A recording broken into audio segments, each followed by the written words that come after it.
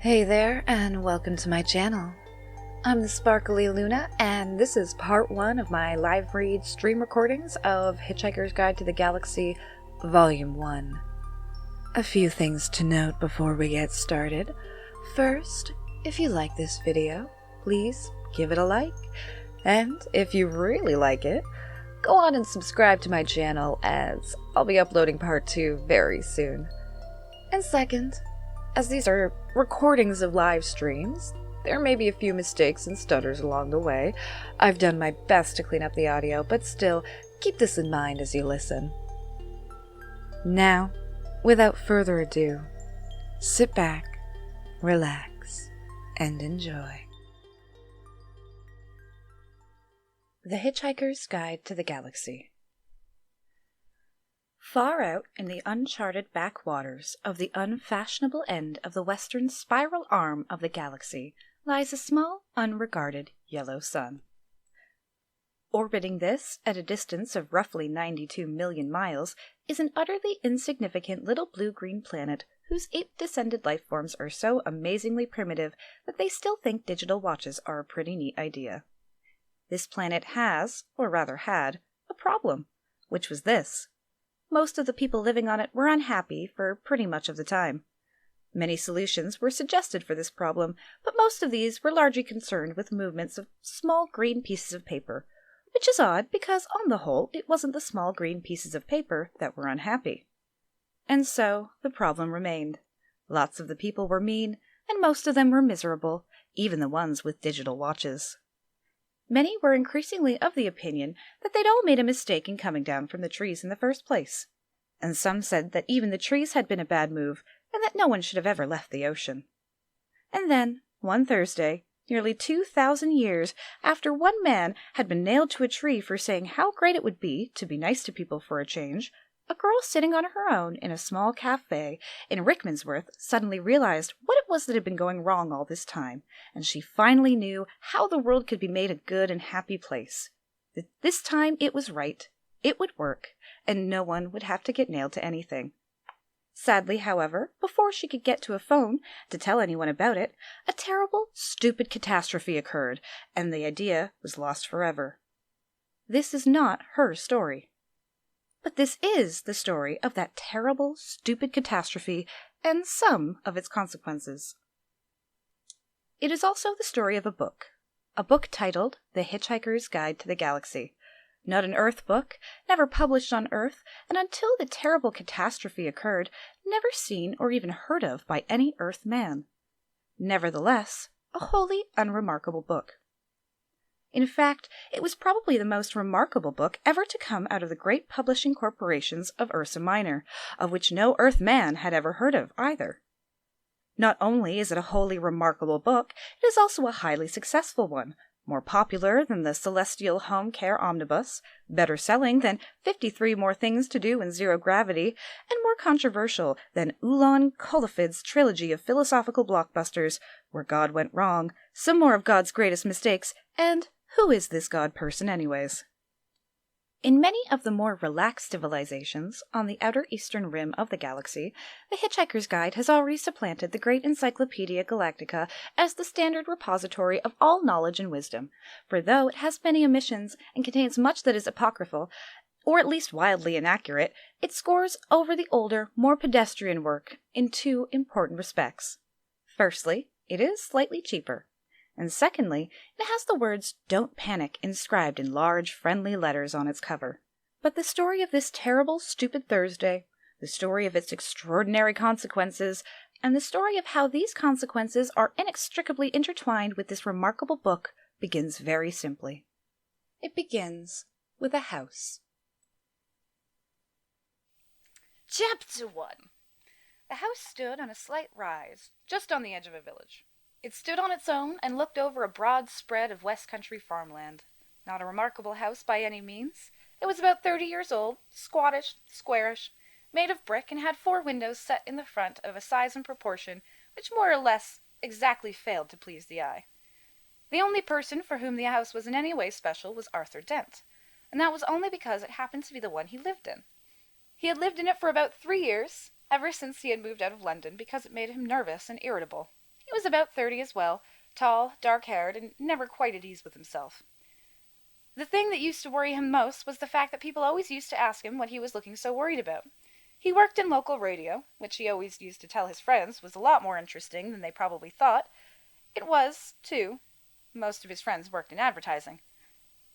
On Wednesday night it had rained very heavily. The rain was wet and muddy, but the Thursday morning sun was bright and clear as it shone on Arthur Dent's house for what was to be the last time. It hadn't properly registered yet with Arthur that the council wanted to knock it down and build a bypass instead. At 8 o'clock on Thursday morning, Arthur didn't feel very good. He woke up blearily, got up, wandered blearily around his room, opened a window, saw a bulldozer, found his slippers, and stomped off to the bathroom to wash. Toothpaste on the brush, so scrub. Shaving mirror, pointed at the ceiling. He adjusted it. For a moment it reflected a second bulldozer through the bathroom window. Properly adjusted, it reflected Arthur Dent's bristles. He shaved them off, washed, dried, and stomped off to the living room to find something pleasant to put in his mouth. Kettle, plug, fridge, milk, coffee. Coffee. Yawn. The word bulldozer wandered through his mind for a moment in search of something to connect with. The bulldozer outside the kitchen window was quite a big one. He stared at it. Yellow, he thought, and stomped off back to his bedroom to get dressed. Passing the bathroom, he stopped to drink a large glass of water. And another. He began to suspect that he was hungover. Why was he hungover? Had he been drinking the night before? He supposed that he must have been. He caught a glint in the shaving mirror. Yellow, he thought, and stomped off to the bathroom. He stood and thought. The pub, he thought. Oh dear, the pub. He vaguely remembered being angry. Angry about something that seemed important. He'd been telling people about it at great length, he rather suspected. His clearest visual recollection was of glazed look on other people's faces.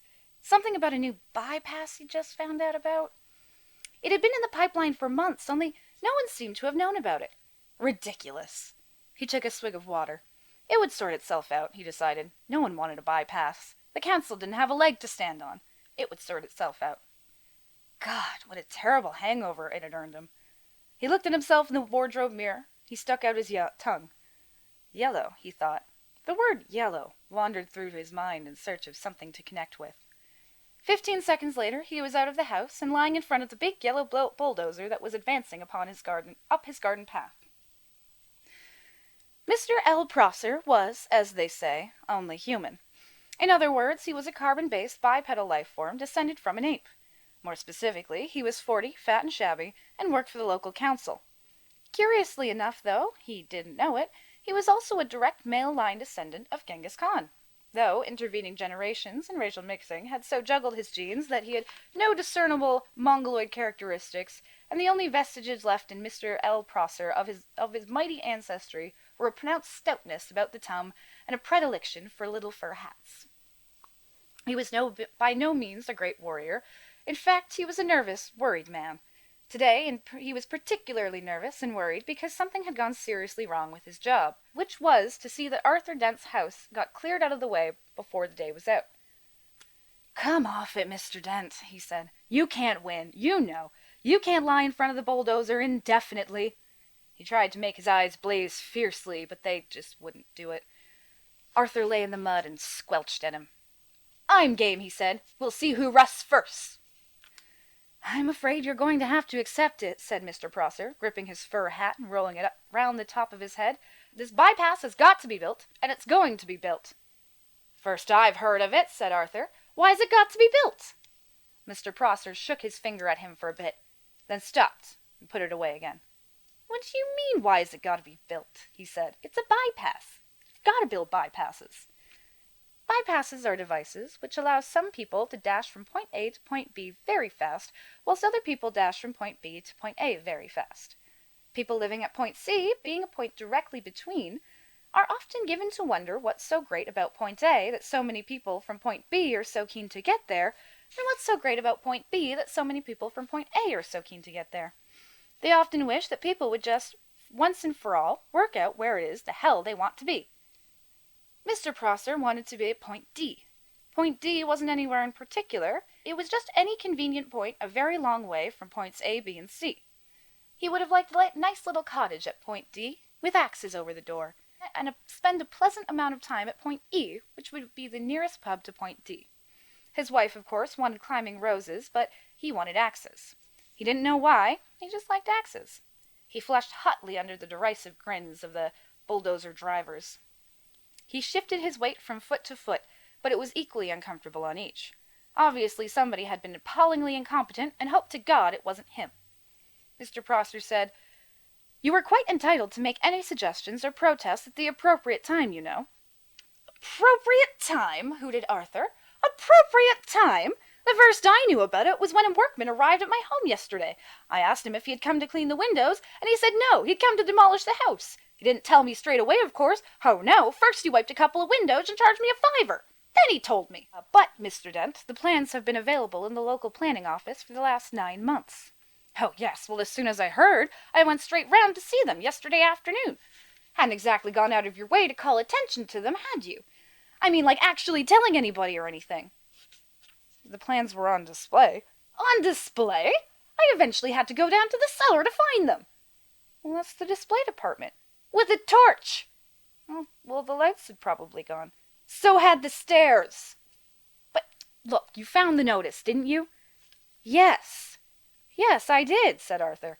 "It was on display in the bottom of a locked filing cabinet stuck in a disused lavatory with a sign on this door saying, 'Beware of the leopard.'"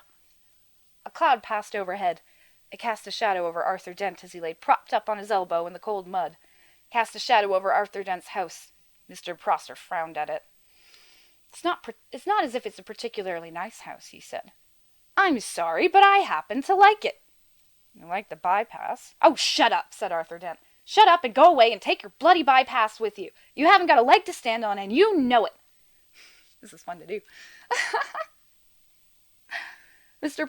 Prosser's mouth opened and closed a couple of times whilst his mind was, for a moment, filled with inexplicable but terribly attractive visions of Arthur Dent's house being consumed with fire, and Arthur himself running screaming from the blazing ruin with at least 3 hefty spears protruding from his back.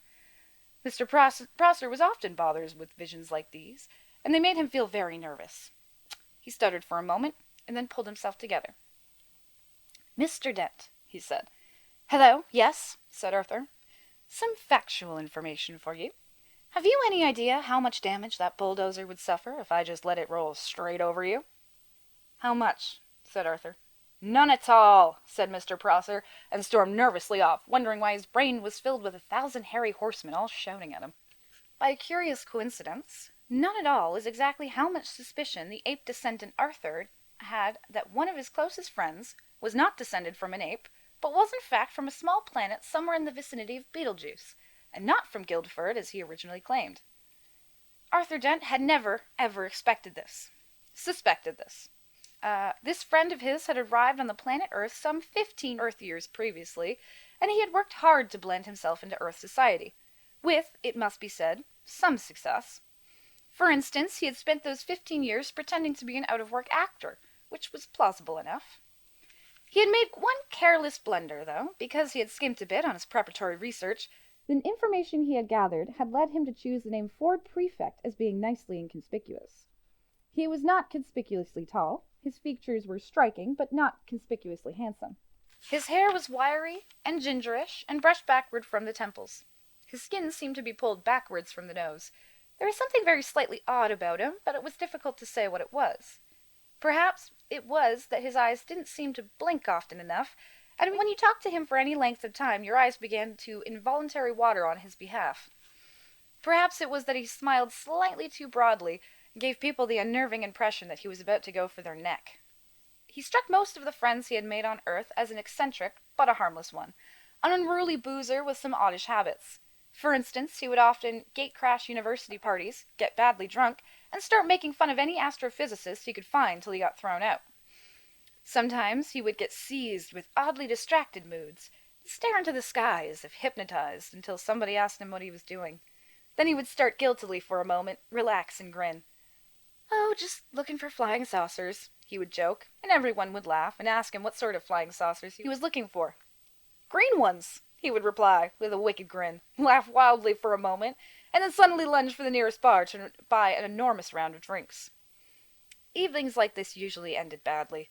Ford would get out of his skull on whiskey, huddled into a corner with some girl, and explain to her in slurred phrases that honestly the color of the flying saucers didn't matter that much, really. Thereafter, staggering semi-paralytic down the night streets, he would often ask passing policemen if they knew the way to Beetlejuice. The policemen would usually say something like, "Don't you think it's about time you went off home, sir?" "I'm trying to, baby.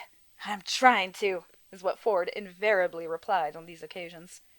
In fact, what he was really looking for when he stared distractedly into the sky was any kind of flying saucer at all. The reason he said green was that green was the traditional space livery of the Beetlejuice Trading Scouts. Ford Prefect was desperate that any flying saucer at all would arrive soon, because 15 years was a long time to get stranded anywhere, particularly somewhere as mind-bogglingly dull as the Earth. Ford wished that a flying saucer would arrive soon, because he knew how to flag flying saucers down and get lifts from them. He knew how to see the marvels of the universe for less than 30 Altarian dollars a day. In fact, Ford Prefect was a roving researcher for that wholly remarkable book, The Hitchhiker's Guide to the Galaxy. Human beings are great adapters, and by lunchtime, life in the environs of Arthur's house had settled into a steady routine. It was Arthur's accepted role to lie squelching in the mud, making occasional demands to see his lawyer, his mother, or a good book. It was Mr. Prosser's accepted role to tackle Arthur with the occasional new ploy, such as "for the public good" talk, or "the March of Progress" talk, or "then they knocked my house down once too, you know. Never look back" talk, and various other cajoleries and threats. And it was the bulldozer driver's accepted role to sit around drinking coffee and experimenting with union regulations to see how they could turn the situation to their financial advantage.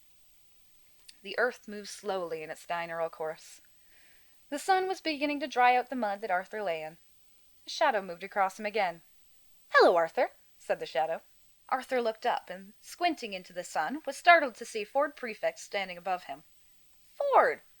Hello, how are you?" "Fine," said Ford. "Look, are you busy?" "Am I busy?" exclaimed Arthur. "Well, just got all these bulldozers and things to lie in front of, because they'll knock my house down if I don't, but other than that, well, no, not especially. Why?" They don't have sarcasm on Beetlejuice, and Ford Prefect often failed to notice it unless he was concentrating. He said, "Good. Is there anywhere we can talk?" "What?" said Arthur. For a few seconds, Ford seemed to ignore him, and stared fixedly into the sky like a rabbit trying to get run over by a car. Then he suddenly squatted down beside Arthur. "We've got to talk," he said urgently. "Fine," said Arthur. "Talk." "And drink," said Ford. "It's vitally important that we talk and drink. Now, we'll go to the pub in the village."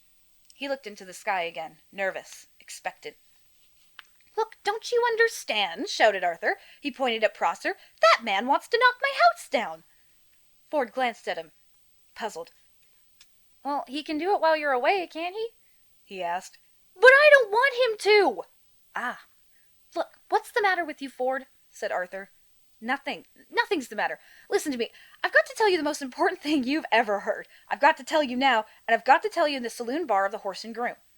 "But why?" "Because you're going to need a very stiff drink." Ford stared at Arthur, and Arthur was astonished to find his will beginning to weaken. He didn't realize that this was because of an old drinking game that Ford had learned to play in hyperspace ports that served the Madronite mining belts of the star system Orion Beta. The game was not unlike the Earth game called Indian Wrestling, and it was played like this. 2 contestants would sit on either side of the table, with a glass in front of each of them. Between them would be placed a bottle of Jank's spirit, as immortalized in that ancient Orion mining song, "Oh, don't you give me none more of that old Jank spirit. No, don't you give me none more of that old Jank spirit. For my head will fly, my tongue will lie, my eyes will fry, and I may die. Won't you pour me one more of that sinful old Jank spirit?" There, how's that? Each of the 2 contestants would then concentrate his will on the bottle and attempt to tip and pour spirit into the glass of his opponents, who would then have to drink it. The bottle would then be refilled, the game would be played again. And again. Once you started to lose, you would probably keep losing, because one of the effects of Jank's spirit is to depress telepsychic power. As soon as a predetermined quantity has been consumed, the final loser would have to perform a forfeit, which was usually obscenely biological. Ford Prefect usually played to lose. Ford stared at Arthur, who began to think that perhaps he did want to go to the horsing groom after all. "But what about my house?" he asked plaintively. Ford looked across at Mr. Prosser, and suddenly a wicked thought struck him. "He wants to knock your house down." "Yes, he wants to build, and he can't because you're lying in front of his bulldozers." "Yes, and I'm sure we can come to some arrangement," said Ford. "Excuse me," he shouted. Mr. Prosser, who was arguing with the spokesman for the bulldozer drivers about whether or not Arthur Dent constituted a mental health hazard and how much they should get paid if he did, looked around. He was surprised and slightly alarmed to see Arthur had company. "Yes, hello," he called. "Has Mr. Dent come to his senses yet?" "Can we have a moment?" called Ford. "Assume that he hasn't?" "Well," sighed Mr. Prosser. "And can we also assume," said Ford, "that he's going to be staying here all day?" "So?" "So, all your men are going to be standing around all day doing nothing." Could be, could be. "Well, if you're resigned to doing that anyway, you don't actually need him to lie here all the time, do you?" "What? You don't," said Ford patiently, "actually need him here?" Mr. Prosser thought about this. "Well, no, not as such," he said. "Not exactly need," Mr. Prosser worried. He thought that one of them wasn't making a lot of sense. Ford said, "So if you'd like to just take it as a read that he's actually here, then he and I could slip off down to the pub for half an hour. How's that sound?" Mr. Prosser thought it sounded perfectly potty. "That sounds perfectly reasonable," he said in a reassuring tone of voice, wondering who he was trying to reassure. "And if you want to pop off for a quick one yourself later on," said Ford, "we can always cover you in return." "Well, thank you very much," said Mr. Prosser, who no longer knew how to play this at all. "Thank you very much. Yes, that's very kind." He frowned, then smiled, then tried to do both at once, failed, grasped hold of his fur hat, and rolled it fitfully around the top of his head. He could only assume that he just won. "So," continued Ford Prefect, "if you would just like to come over here and lie down—" "What?" said Mr. Prosser. "I'm sorry, said Ford. "Perhaps I hadn't made myself fully clear. Somebody's got to lie in front of the bulldozers, haven't they? Or there wouldn't be anything to stop them driving into Mr. Dent's house, will there?" "What?" said Mr. Prosser again. "It's very simple," said Ford. "My client, Mr. Dent, says that he will stop lying here in the mud on the sole condition that you come and take over from him." "What are you talking about?" said Arthur, but Ford nudged him with his shoe to be quiet. "You want me," said Prosser, spelling out his new thought to himself, "to come and lie there—" "Yes." "In front of the bulldozer?" "Yes." "Instead of Mr. Dent?" "Yes." "In the mud?" "In, as you say, the mud." As soon as Mr. Prosser realized that he was substantially the loser after all, it was as if a weight lifted itself off his shoulders. This was more like the world he knew it. He sighed.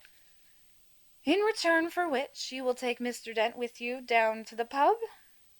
"That's it," said Ford. "That's it exactly."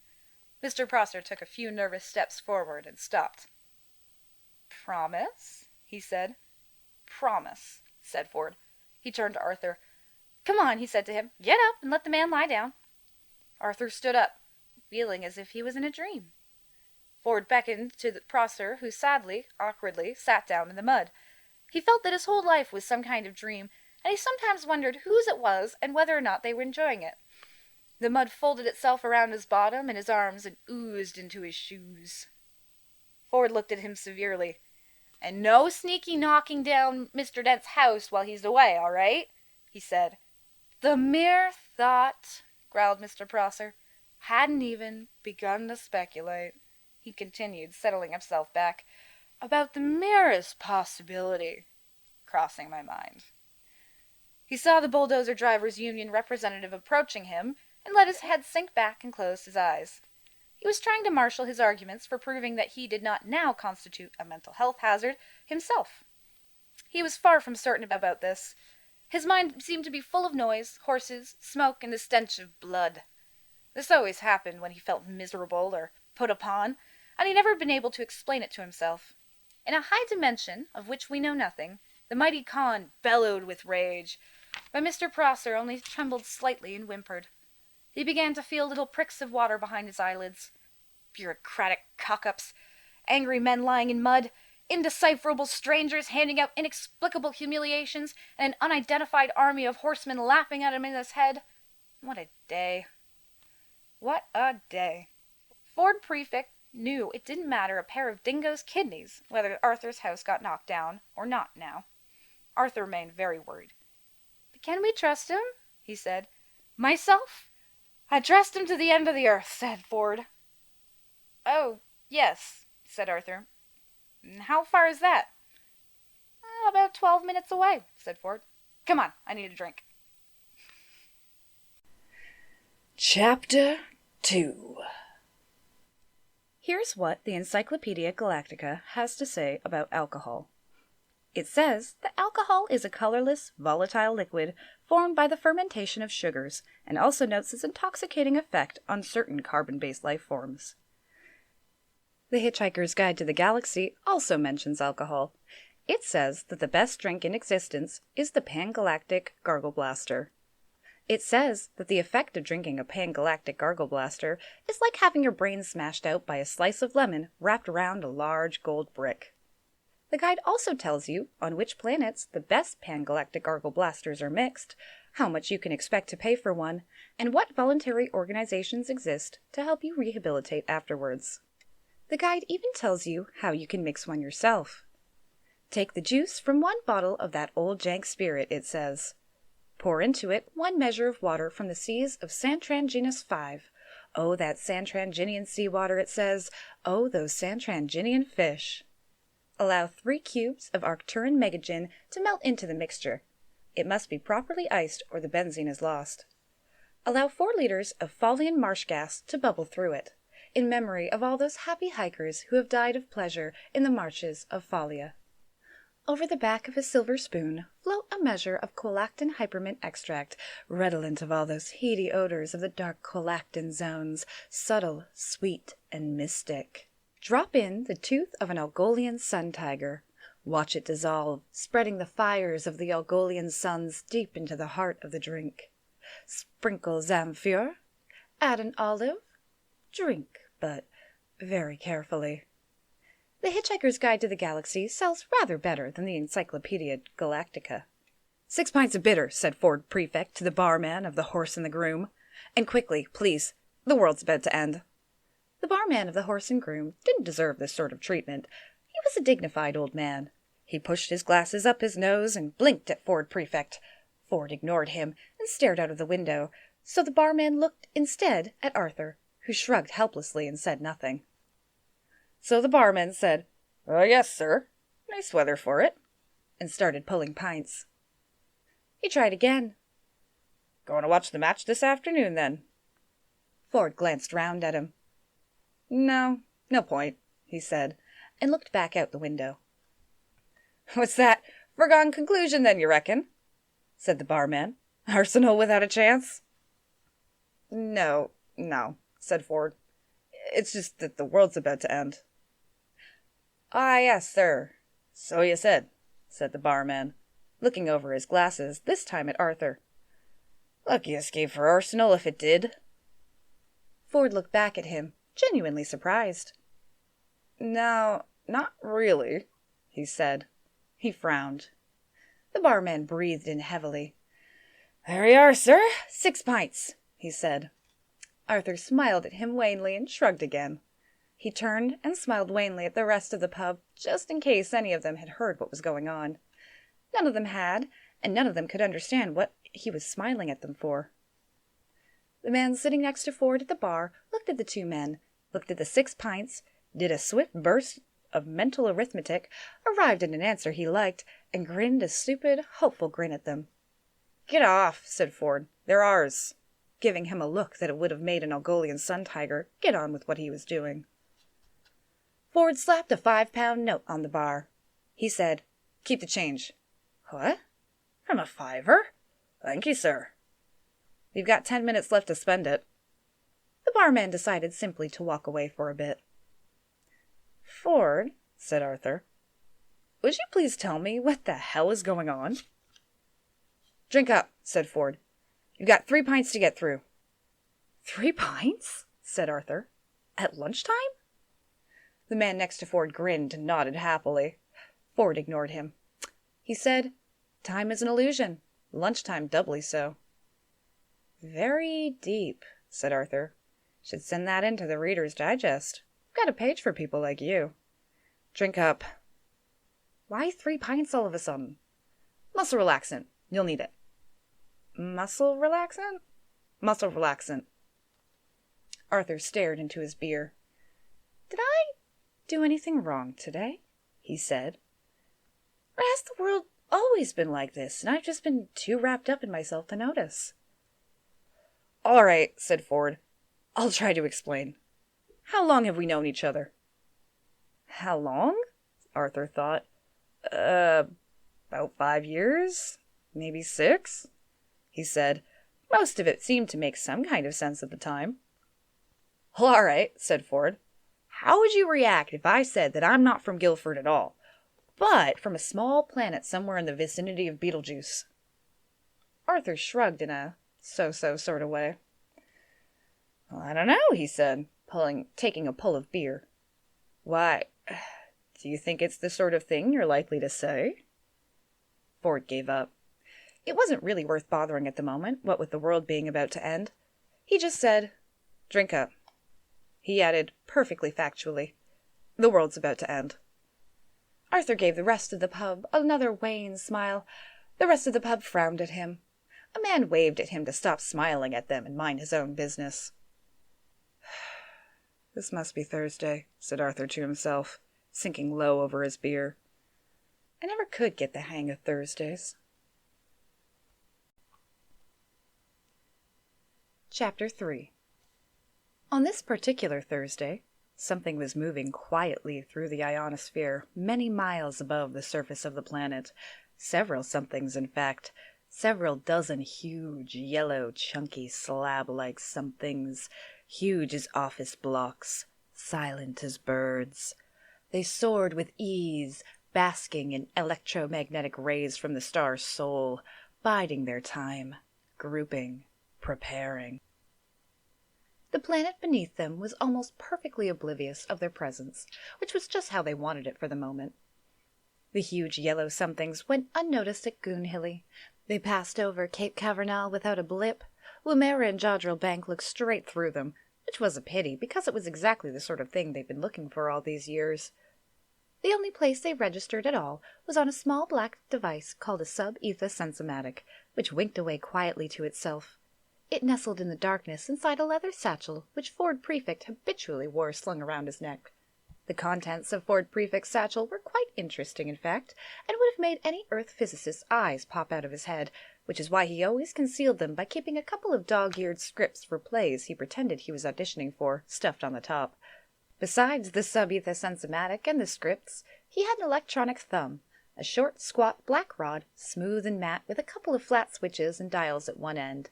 He also had a device which looked rather like a largish electronic calculator. This had about 100 tiny flat press buttons and a screen about 4 inches square on which any one of 1,000,000 pages could be summoned at a moment's notice. It looked insanely complicated, and this was one of the reasons why the snug plastic cover it fitted into had the words "Don't Panic" printed on it in large, friendly letters. The other reason was that this device was in fact the most remarkable of all books ever to come out of the great publishing corporations of Ursa Minor, The Hitchhiker's Guide to the Galaxy.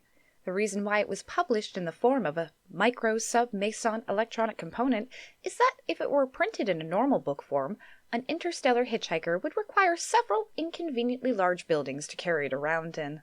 Beneath that, in Ford Prefect's satchel, were a few biros, a notepad, and a largish bath towel from Marks and Spencer. The Hitchhiker's Guide to the Galaxy has a few things to say on the subject of towels. A towel, it says, is about the most massively useful thing an interstellar hitchhiker can have. Partly it has great practical value. You can wrap it around you for warmth as you bound across the cold moons of Yaglan Beta. You can lie on it on the brilliant marble-sanded beaches of Sandragenus V, inhaling the heady sea vapors. You can sleep under it beneath the stars, which shine so redly on the desert world of Kakafroon. Use it to sail a mini raft down the slow, heavy river Moth. Wet it for use in hand-to-hand combat. Wrap it round your head to ward off noxious fumes, or avoid the gaze of the ravenous bug-bladder beast of Trawl. A mind-bogglingly stupid animal. It assumes that if you can't see it, it can't see you. Daft as a brush, but very, very ravenous. You can wave your towel in emergencies as a distress signal, and of course, dry yourself off with it if it still seems to be clean enough.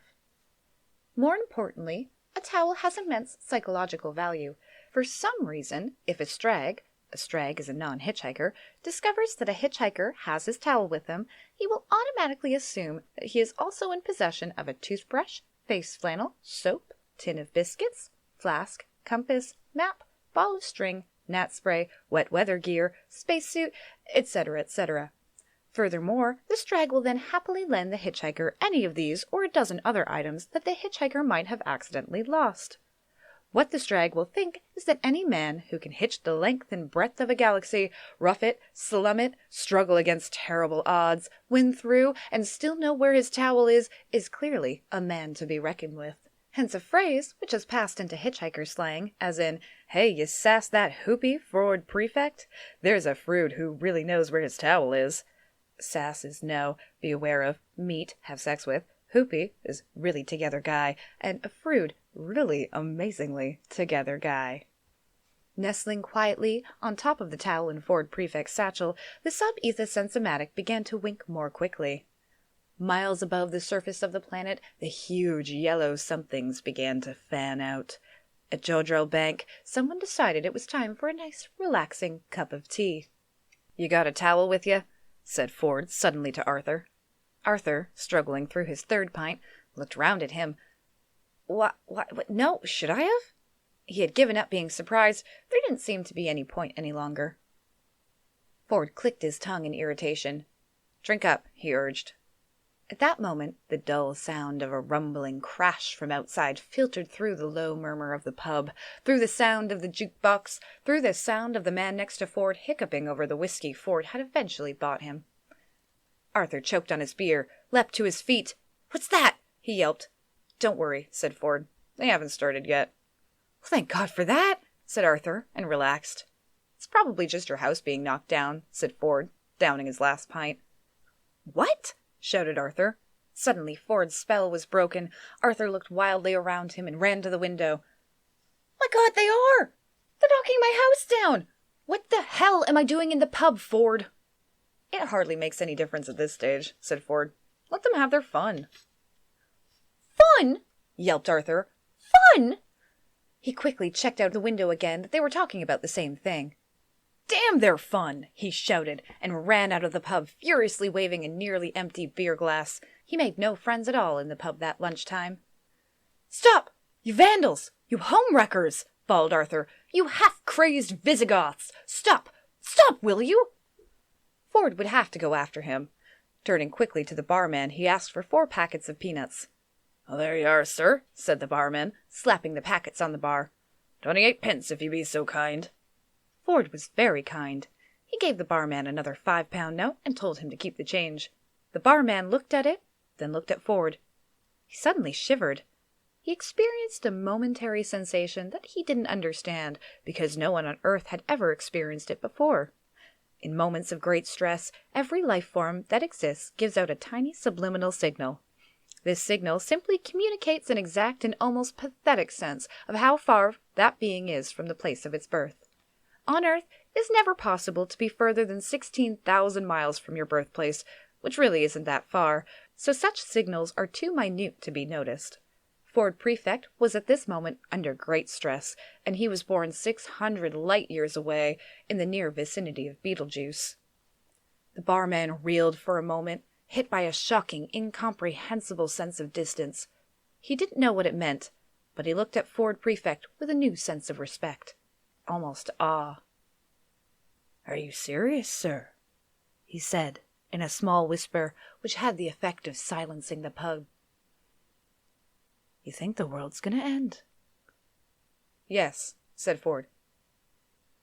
"But this afternoon?" Ford had recovered himself. He was at his flippest. "Yes," he said gaily. "In less than 2 minutes, I would estimate." The barman couldn't believe this conversation he was having, but he couldn't believe the sensation he had just had either. "Well, isn't there anything we can do about it, then?" he said. "No, nothing," said Ford, stuffing the peanuts into his pocket. Someone in the hushed bar suddenly laughed raucously at how stupid everyone had become. The man sitting next to Ford was a bit sozzled by now. His eyes weaved their way up to Ford. "Well, I thought," he said, "that if the world was gonna end, we were meant to lie down or put a paper bag over our head or something."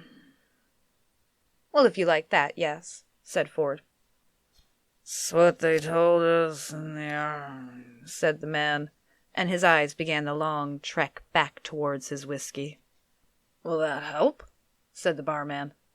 "No," said Ford, and gave him a friendly smile. "Excuse me," he said. "I've got to go." With a wave, he left. The pub was silent for a moment longer, and then, embarrassingly enough, the man with the raucous laugh did it again. The girl he had dragged along to the pub with him had grown to loathe him dearly over the last hour, and it would probably have been a great satisfaction to her to know that in a minute and a half or so he would have suddenly evaporate into a whiff of hydrogen, ozone, and carbon monoxide. However, when the moment came, she would be too busy evaporating herself to notice it. The barman checked his throat. He heard himself say, "Last orders, please." The huge yellow machines began to sink downwards and to move faster. Ford knew they were there. This wasn't the way he had wanted it. Running up the lane, Arthur had nearly reached his house. He didn't notice how cold it had suddenly become. He didn't notice the wind. He didn't notice the sudden irrational squall of rain. He didn't notice anything but the caterpillar bulldozers crawling over the rubble that had been his home. "You barbarians!" he yelled. "I'll sue the council for every penny it's got. I'll have you hung, drawn, and quartered, and whipped, and boiled until you've had enough." Ford was running after him very fast. Very, very fast. "And then I will do it again," yelled Arthur. "And when I've finished, I will take all the little bits and I will jump on them." Arthur didn't notice that the men were running from the bulldozers. He didn't notice that Mr. Prosser was staring hectically into the sky. What Mr. Prosser had noticed was that huge yellow somethings were screaming through the clouds. Impossibly huge yellow somethings.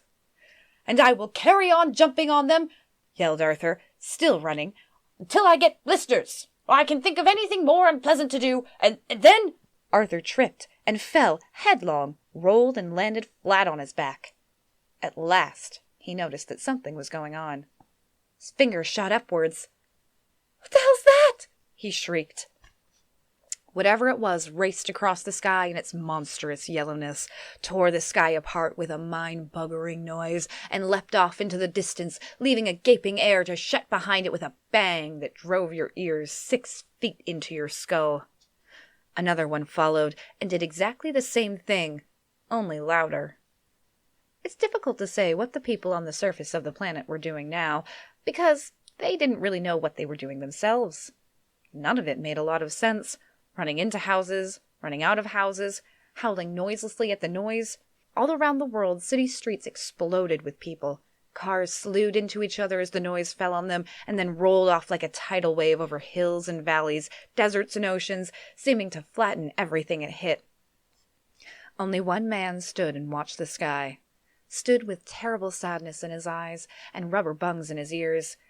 He knew exactly what was happening, and had known ever since his sub-etha sensomatic had started winking in the dead of the night beside his pillow and woken him with a start. It was what he had waited for all these years, but when he had deciphered the signal pattern, sitting alone in his small dark room, a coldness had gripped him and squeezed his heart.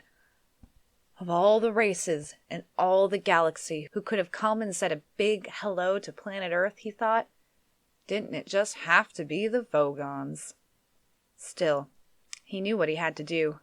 As the Vogon craft screamed through the air high above him, he opened his satchel. He threw away a copy of Joseph and the Amazing Technicolor Dreamcoat. He threw away a copy of Godspell. He wouldn't need them where he was going. Everything was ready. Everything was prepared. He knew where his towel was. A sudden silence hit the earth. If anything, it was worse than the noise. For a while, nothing happened. The great ships hung motionless in the sky over every nation on earth. Motionless they hung, huge, heavy, steady in the sky, a blasphemy against nature. Many people went straight into shock as their minds tried to encompass what they were looking at. The ships hung in the sky in much the same way that bricks don't. And still, nothing happened. Then there was a slight whisper. A sudden, spacious whisper of open ambient sound. Every hi-fi set in the world, every radio, every television, every cassette recorder, every woofer, every tweeter, every mid-range driver in the world quietly turned itself on. Every tin can, every dustbin, every window, every car, every wine glass, every sheet of rusty metal became actively activated as an acoustically perfect sounding board. Before the earth passed away, it was going to be treated to the very ultimate in sound reproduction, the greatest public address system ever built. But there was no concert, no music, no fanfare, just a simple message. People of Earth, your attention, please, a voice said, and it was wonderful. Wonderful, perfect quadraphonic sound with distortion levels so low as to make a brave man weep. This is Prosthetic Vogon Jets of the Galactic Hyperspace Planning Council, the voice continued. As you will no doubt be aware, the plans for development of the outlying regions of the galaxy require the building of a hyperspatial express route through your star system, and regrettably your planet is one of those scheduled for demolition. The process will take slightly less than 2 of your Earth minutes. Thank you. The PA died away. Uncomprehending terror settled on the watching people of Earth. The terror moved slowly through the gathered crowds as if they were iron filings on a sheet board and a magnet was moving beneath them. Panic sprouted again. Desperate, fleeing panic. But there was nowhere to flee to. Observing this, the Vogons turned on their PA again. It said, Well, there's no point in acting all surprised about it. All the planning charts and demolition orders have been on display in your local planning department in Alpha Centauri for 50 of your Earth years, so you've had plenty of time to lodge any formal complaint, and it's far too late to start making a fuss about it now. The PA fell silent again, and its echo drifted off across the land. The huge ships turned slowly in the sky with easy power. On the underside of each a hatchway opened, an empty black square. By this time, somebody somewhere must have manned a radio transmitter, located a wavelength, and had broadcast a message back to the Vogon ship to plead on behalf of the planet. Nobody ever heard what they said. They only heard the reply. The PA slammed back into life again. The voice was annoyed. It said, What do you mean? You've never been to Alpha Centauri? For heaven's sake, mankind, it's only 4 light years away. You know, I'm sorry, but if you can't be bothered to take an interest in local affairs, that's your own lookout. Energize the demolition beams. Light poured out of the hatchways. I don't know, said the voice on the PA. Apathetic bloody planet, I've no sympathy at all. It cut off. There was a terrible, ghastly silence. There was a terrible, ghastly noise. There was a terrible, ghastly silence. The Vogon constructor fleet coasted away into the inky, starry void. Chapter 4. Far away, on the opposite spiral arm of the galaxy, 500,000 light-years away from the star Sol, Zaphod Beeblebrox, president of the Imperial Galactic Government, sped across the seas of Damagran, his ion-drive delta boat winking and flashing in the Damagran sun. Damagran the hot, Damagran the remote, Damagran the almost totally unheard of. Damagran, secret home of the Heart of Gold. The boat sped on across the water. It would be some time before it reached its destination, because Damagran is such an inconveniently arranged planet. It consists of nothing but middling to large desert islands, separated by very pretty but annoyingly wide stretches of ocean. The boat sped on. Because of this topographical awkwardness, Damagran has always remained a deserted planet. This is why the Imperial Galactic Government chose Damagran for the Heart of Gold project, because it was so deserted and the Heart of Gold project was so secret. The boat zipped and skipped across the sea that lay between the main islands of the only archipelago of any useful size on the whole planet. Zaphod Beeblebrox was on his way from the tiny spaceport on Easter Island. The name was an entirely meaningless coincidence. In Galactaspeak, Easter means small, flat, and light brown. To the Heart of Gold Island, which by another meaningless coincidence was called France. One of the side effects of working on the Heart of Gold was a whole string of pretty meaningless coincidences. But it was not in any way a coincidence that today, the day of culmination of the project, the great day of unveiling, the day that the Heart of Gold was finally to be introduced to a marveling galaxy, was also a great day of culmination for Zaphod Beeblebrox. It was for the sake of this day that he had first decided to run for presidency, a decision which had sent shock waves of astonishment throughout the Imperial Galaxy. Zaphod Beeblebrox? President? Not the Zaphod Beeblebrox. Not the president. Many had seen it as clinching proof that the whole of known creation had finally gone bananas. Zaphod grinned and gave the boat an extra kick of speed. Zaphod Beeblebrox, adventurer, ex-hippie, good-timer, crook, quite possibly, manic self-publicist, terribly bad at personal relationships, often thought to be completely out to lunch. President? No one had gone bananas, not in that way at least. Only 6 people in the entire galaxy understood the principle on which the galaxy was governed, and they knew that once Zaphod Beeblebrox had announced his intention to run as president, it was more or less a fait accompli. He was ideal presidency fodder. Footnote: President. Full title: President of the Imperial Galactic Government. The term imperial is kept, though it is now an anachronism. The hereditary emperor is nearly dead and has been for many centuries. In the last moments of his dying coma, he was locked in a stasis field, which keeps him in a state of perpetual unchangingness. All his heirs are now long dead, and this means that without any drastic political upheaval, power has simply and effectively moved a rung or two down the ladder, and is now seen to be vested in a body which used to act simply as advisors to the emperor, an elected governmental assembly headed by a president elected by that assembly. In fact, it vests no such place.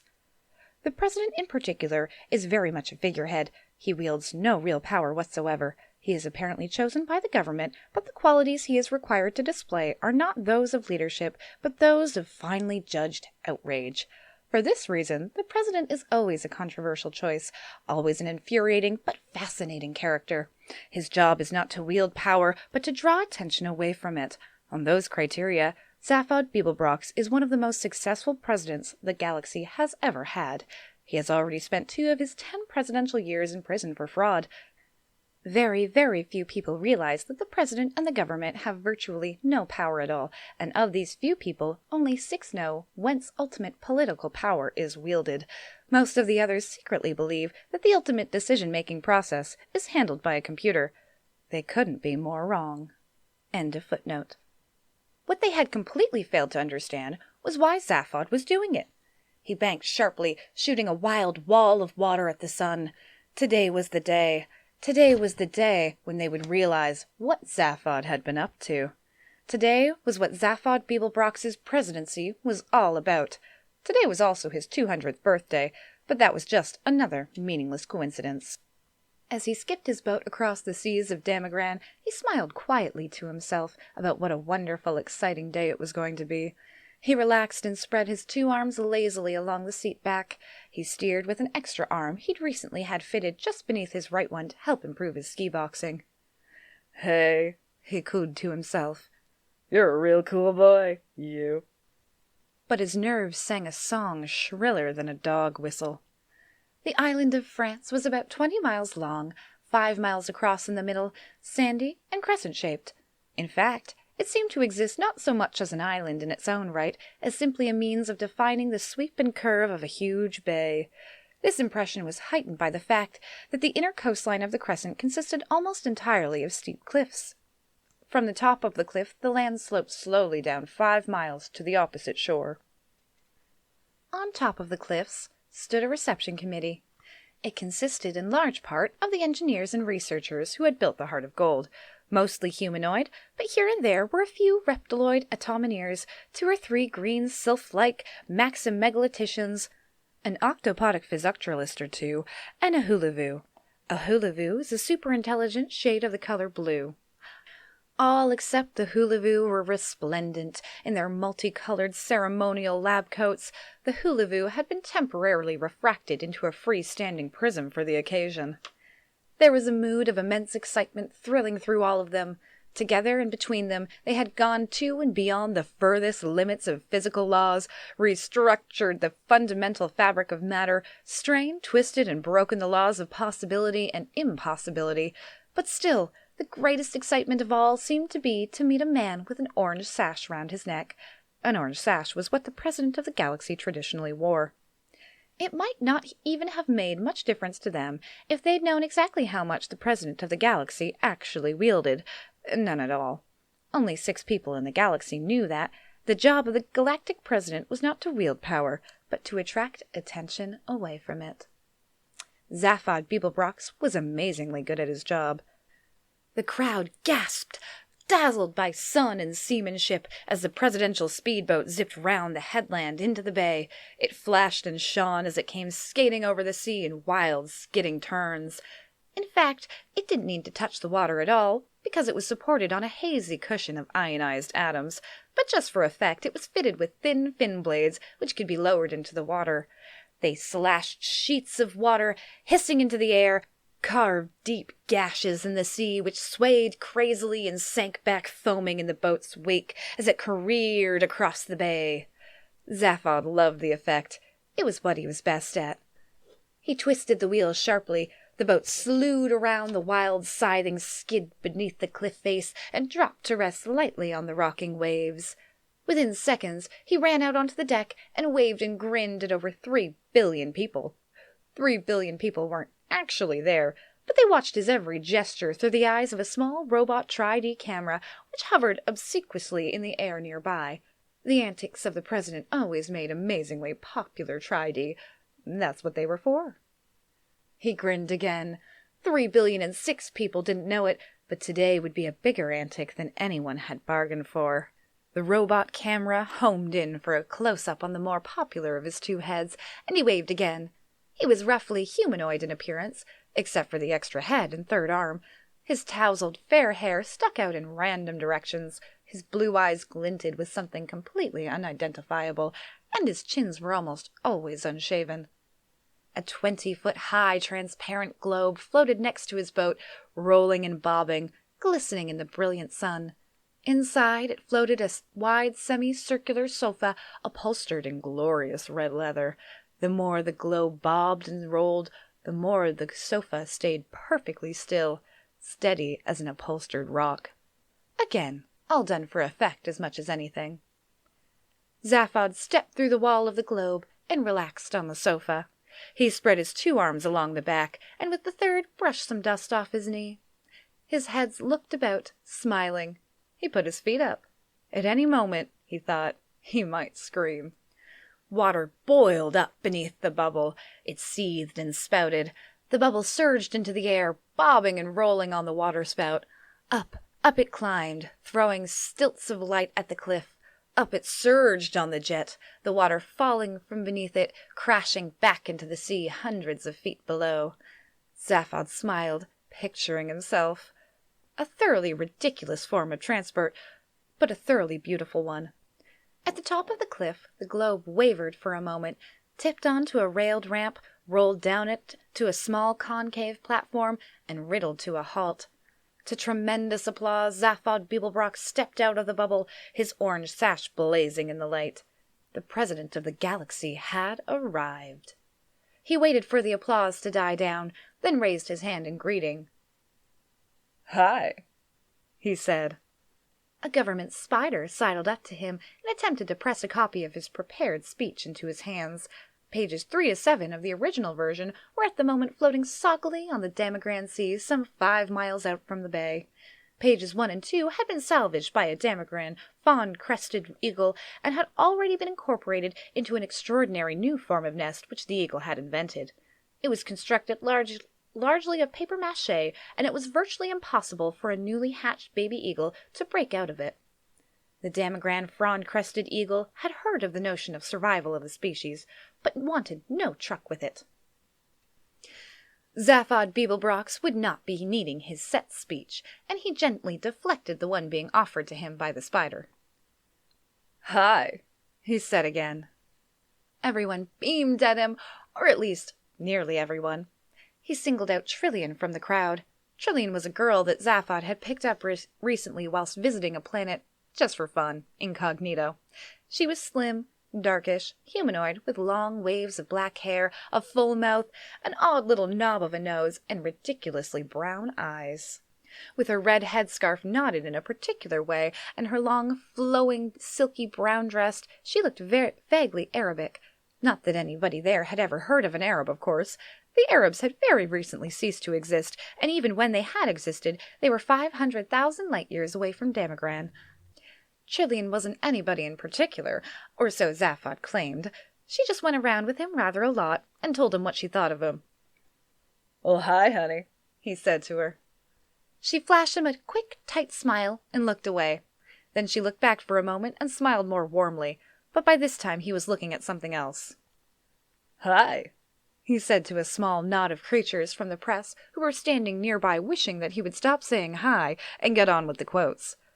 He grinned at them, particularly because he knew that in a few moments he would be giving them one hell of a quote. The next thing he said, though, was not a lot of use to them. One of the officials of the party had irritably decided that the president was clearly not in a mood to read the deliciously turned speech that had been written for him, and had flipped the switch on a remote-controlled device in his pocket. Away in front of them, a huge white dome that bulged against the sky, cracked down the middle, split, and slowly folded itself down into the ground. Everyone gasped, although they had known perfectly well it was going to do that, because they built it that way. Beneath it lay uncovered a huge starship, 150 meters long, shaped like a sleek running shoe, perfectly white and mind-bogglingly beautiful. At the heart of it, unseen, lay a small gold box, which carried within it the most brain-wrenching device ever conceived, a device which made this starship unique in the history of the galaxy, a device after which the starship had been named, the Heart of Gold. "Wow," said Zaphod Beeblebrox to the Heart of Gold. There wasn't much else he could say. He said it again because he knew it would annoy the press. "Wow." The crowd turned their faces back towards him expectantly. He winked at Trillian, who raised her eyebrows and widened her eyes at him. She knew what he was about to say, and she thought him a terrible show-off. "That is really amazing," he said. "That really is truly amazing. That is so amazingly amazing that I think I'd like to steal it." A marvelous presidential quote, absolutely true to form. The crowd laughed appreciatively, the newsmen gleefully punched buttons onto their sub-etha newsmatics, and the president grinned. As he grinned, his heart screamed unbearably, and he fingered the small paralyzomatic bomb that nestled quietly in his pocket.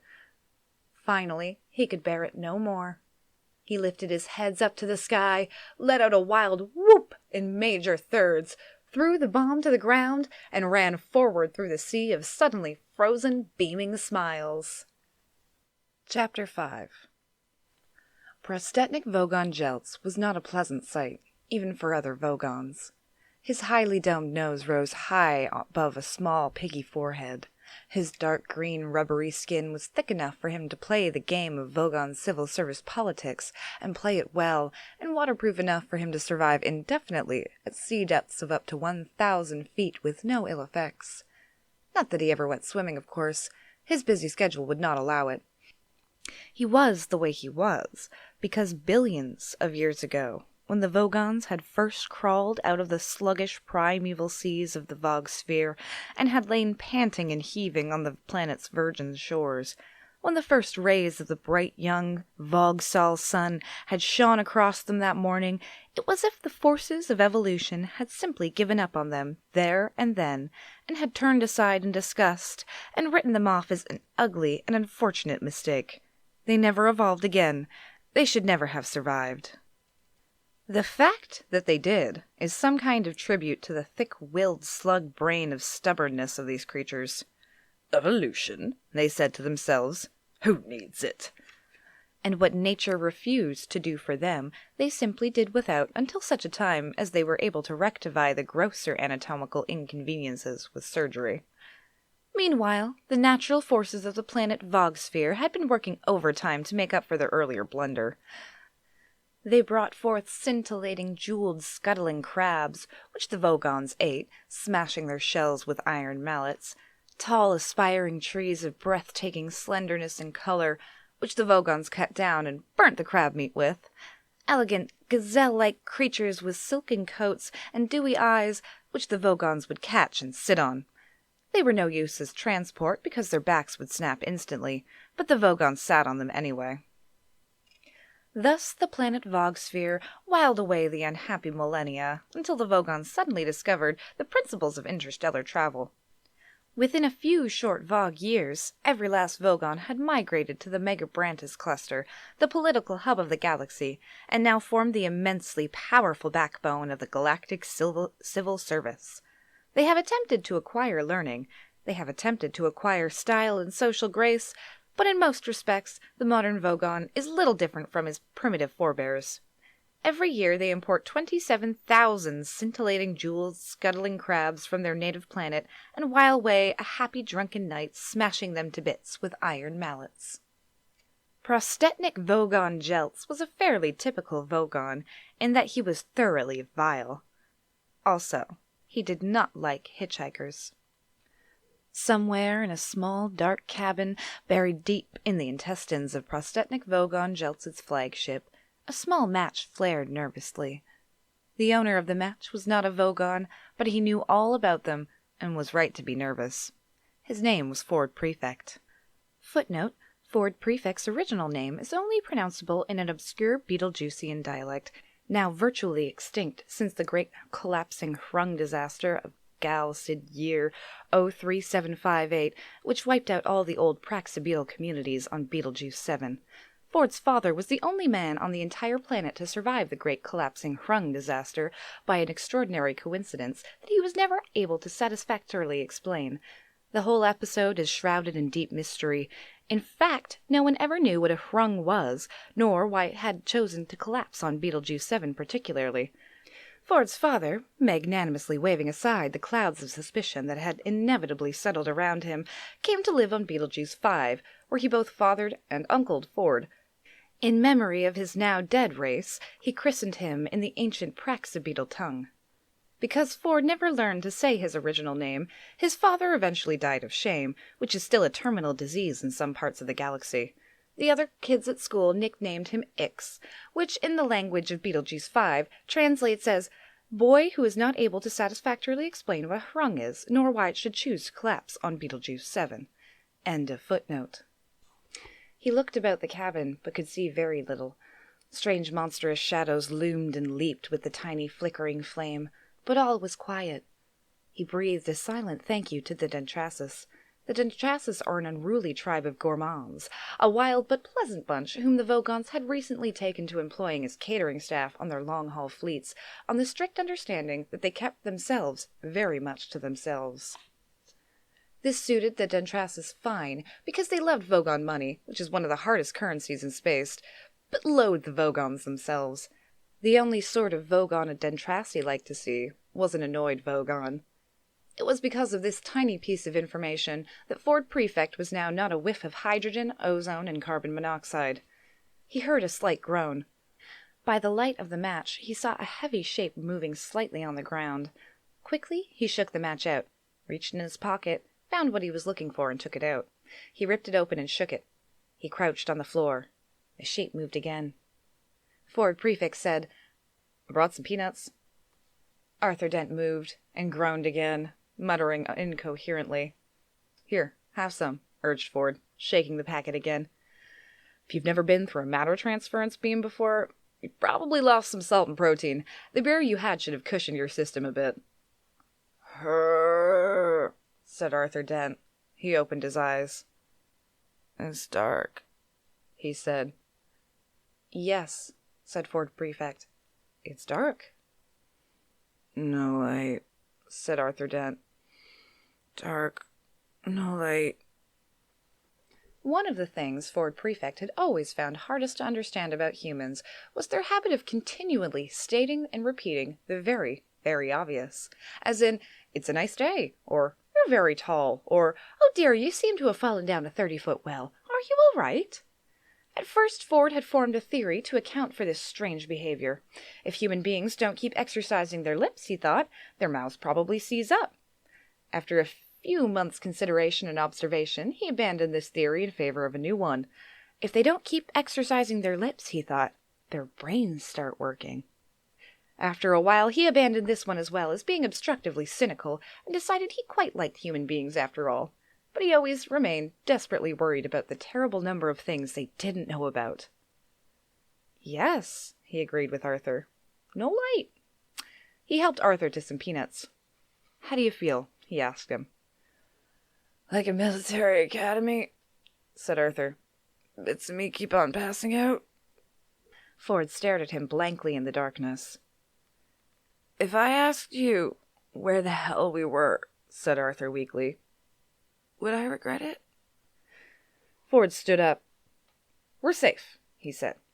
"Oh, good," said Arthur. "We're in a small galley cabin," said Ford, "in one of the spaceships of the Vogon constructor fleet." "Ah," said Arthur. "This is obviously some strange usage of the word safe I wasn't previously aware of." Ford struck another match to help him search for a light switch. Monstrous shadows leapt and loomed again. Arthur struggled to his feet and hugged himself apprehensively. Hideous alien shapes seemed to throng about him. The air was thick with musty smells which sidled into his lungs without identifying themselves, and a low irritating hum kept his brain from focusing. "How did we get here?" he asked, shivering slightly. "We hitched a lift," said Ford. "Excuse me?" said Arthur. "Are you trying to tell me that we just stuck out our thumbs and some green bug-eyed monster stuck his head out and said, 'Hey, fellas, hop right in. I can take you as far as the Basingstoke roundabout'?" "Well," said Ford, "the thumb's an electronic sub-ether signaling device. The roundabout's at Bernard's star 6 light-years away. But otherwise, that's more or less right." "And the bug-eyed monster?" "Is green, yes." "Fine," said Arthur. "When can I go home?" "You can't," said Ford Prefect, and found the light switch. "Shade your eyes," he said, and turned it on. Even Ford was surprised. "Good grief," said Arthur. "Is this really the interior of a flying saucer?" Prostetnik Vogon Jeltz heaved his unpleasant green body around the control bridge. He always felt vaguely irritable after demolishing populated planets. He wished that someone would come and tell him that it was all wrong, so he could shout at them and feel better. He flopped as heavily as he could onto the control seat in hope that it would break and give him something to be genuinely angry about, but it only gave a complaining sort of creak. "Go away!" he shouted at a young Vogon guard who entered the bridge at that moment. The guard vanished immediately, feeling rather relieved. He was glad it wouldn't now be him who delivered the report they'd just received. The report was an official release, which said that a wonderful new form of spaceship drive was at this moment being unveiled at a government research base on Damagran, which would henceforth make all hyperspatial express routes unnecessary. Another door slid open, but this time the Vogon captain didn't shout, because it was the door from the galley quarters where the Dentrasis prepared his meals. A meal would be most welcome. A huge, furry creature bounded through the door with his lunch tray. It was grinning like a maniac. Prostetnik Vogon Jeltz was delighted. He knew that when a Dentrasi looked pleased with itself, there was something going on somewhere on the ship that he could get very angry about indeed. Ford and Arthur stared around them. "Well, what do you think?" said Ford. "It's a bit squalid, isn't it?" Ford frowned at the grubby mattresses, unwashed cups, and unidentifiable bits of smelly alien underwear that lay around the cramped cabin. "Well, this is a working ship, you see," said Ford. "These are the Dentrasi sleeping quarters." "I thought you said they were called Vogons or something." "Well, yeah," said Ford. "The Vogons run the ship. The Dentrasis are the cooks. They let us on board." "I'm confused," said Arthur. "Here, have a look at this," said Ford. He sat down on one of the mattresses and rummaged about in his satchel. Arthur prodded the mattress nervously and then sat on it himself. In fact, he had very little to be nervous about, because all mattresses grown in the swamps of scorned Shellis Zeta are very thoroughly killed and dried before being put out to service. Very few have ever come back to life again. Ford handed the book to Arthur. "What is it?" asked Arthur. "The Hitchhiker's Guide to the Galaxy. It's a sort of electronic book. It tells you everything you need to know about anything. That's its job." Arthur turned it over nervously in his hands. "Well, I like the cover," he said. "Don't panic. It's the first helpful or intelligible thing anyone's said to me all day." "I'll show you how it works," said Ford. He snatched it from Arthur, who was still holding it as if it was a 2-week dead lark, and pulled it out of its cover. "You press the button here, you see, and the screen lights up, giving you the index." A screen, about 3 inches by 4, lit up and characters began to flicker across the surface. "You want to know about Vogons, so I enter that name, so—" His fingers tapped some more keys. And there we are. The words Vogon Constructor Fleets flared in green across the screen. Ford pressed a large red button at the bottom of the screen, and words began to undulate across it. At the same time, the book began to speak the entry as well, in a still, quiet, measured voice. This is what the book said. "Vogon Constructor Fleets. Here is what to do if you want to get a lift from a Vogon. Forget it. They're one of the most unpleasant races in the galaxy. Not actually evil, but bad-tempered, bureaucratic, officious, and callous. They wouldn't even lift a finger to save their own grandmothers from the ravenous blood-batter beast of Trawl without orders signed in triplicate, sent in, sent back, queried, lost, found, subjected to public inquiry, lost again, and finally buried in soft peat for 3 months and recycled as fire letters. The best way to get a drink out of a Vogon is to stick your finger down his throat, and the best way to irritate him is to feed his grandmother to the ravenous bug-bladder beast of Trawl.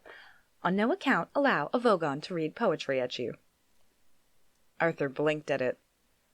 "What a strange book." "Well, how did we get a lift, then?" "Well, that's the point. It's out of date now," said Ford, sliding the book back into its cover.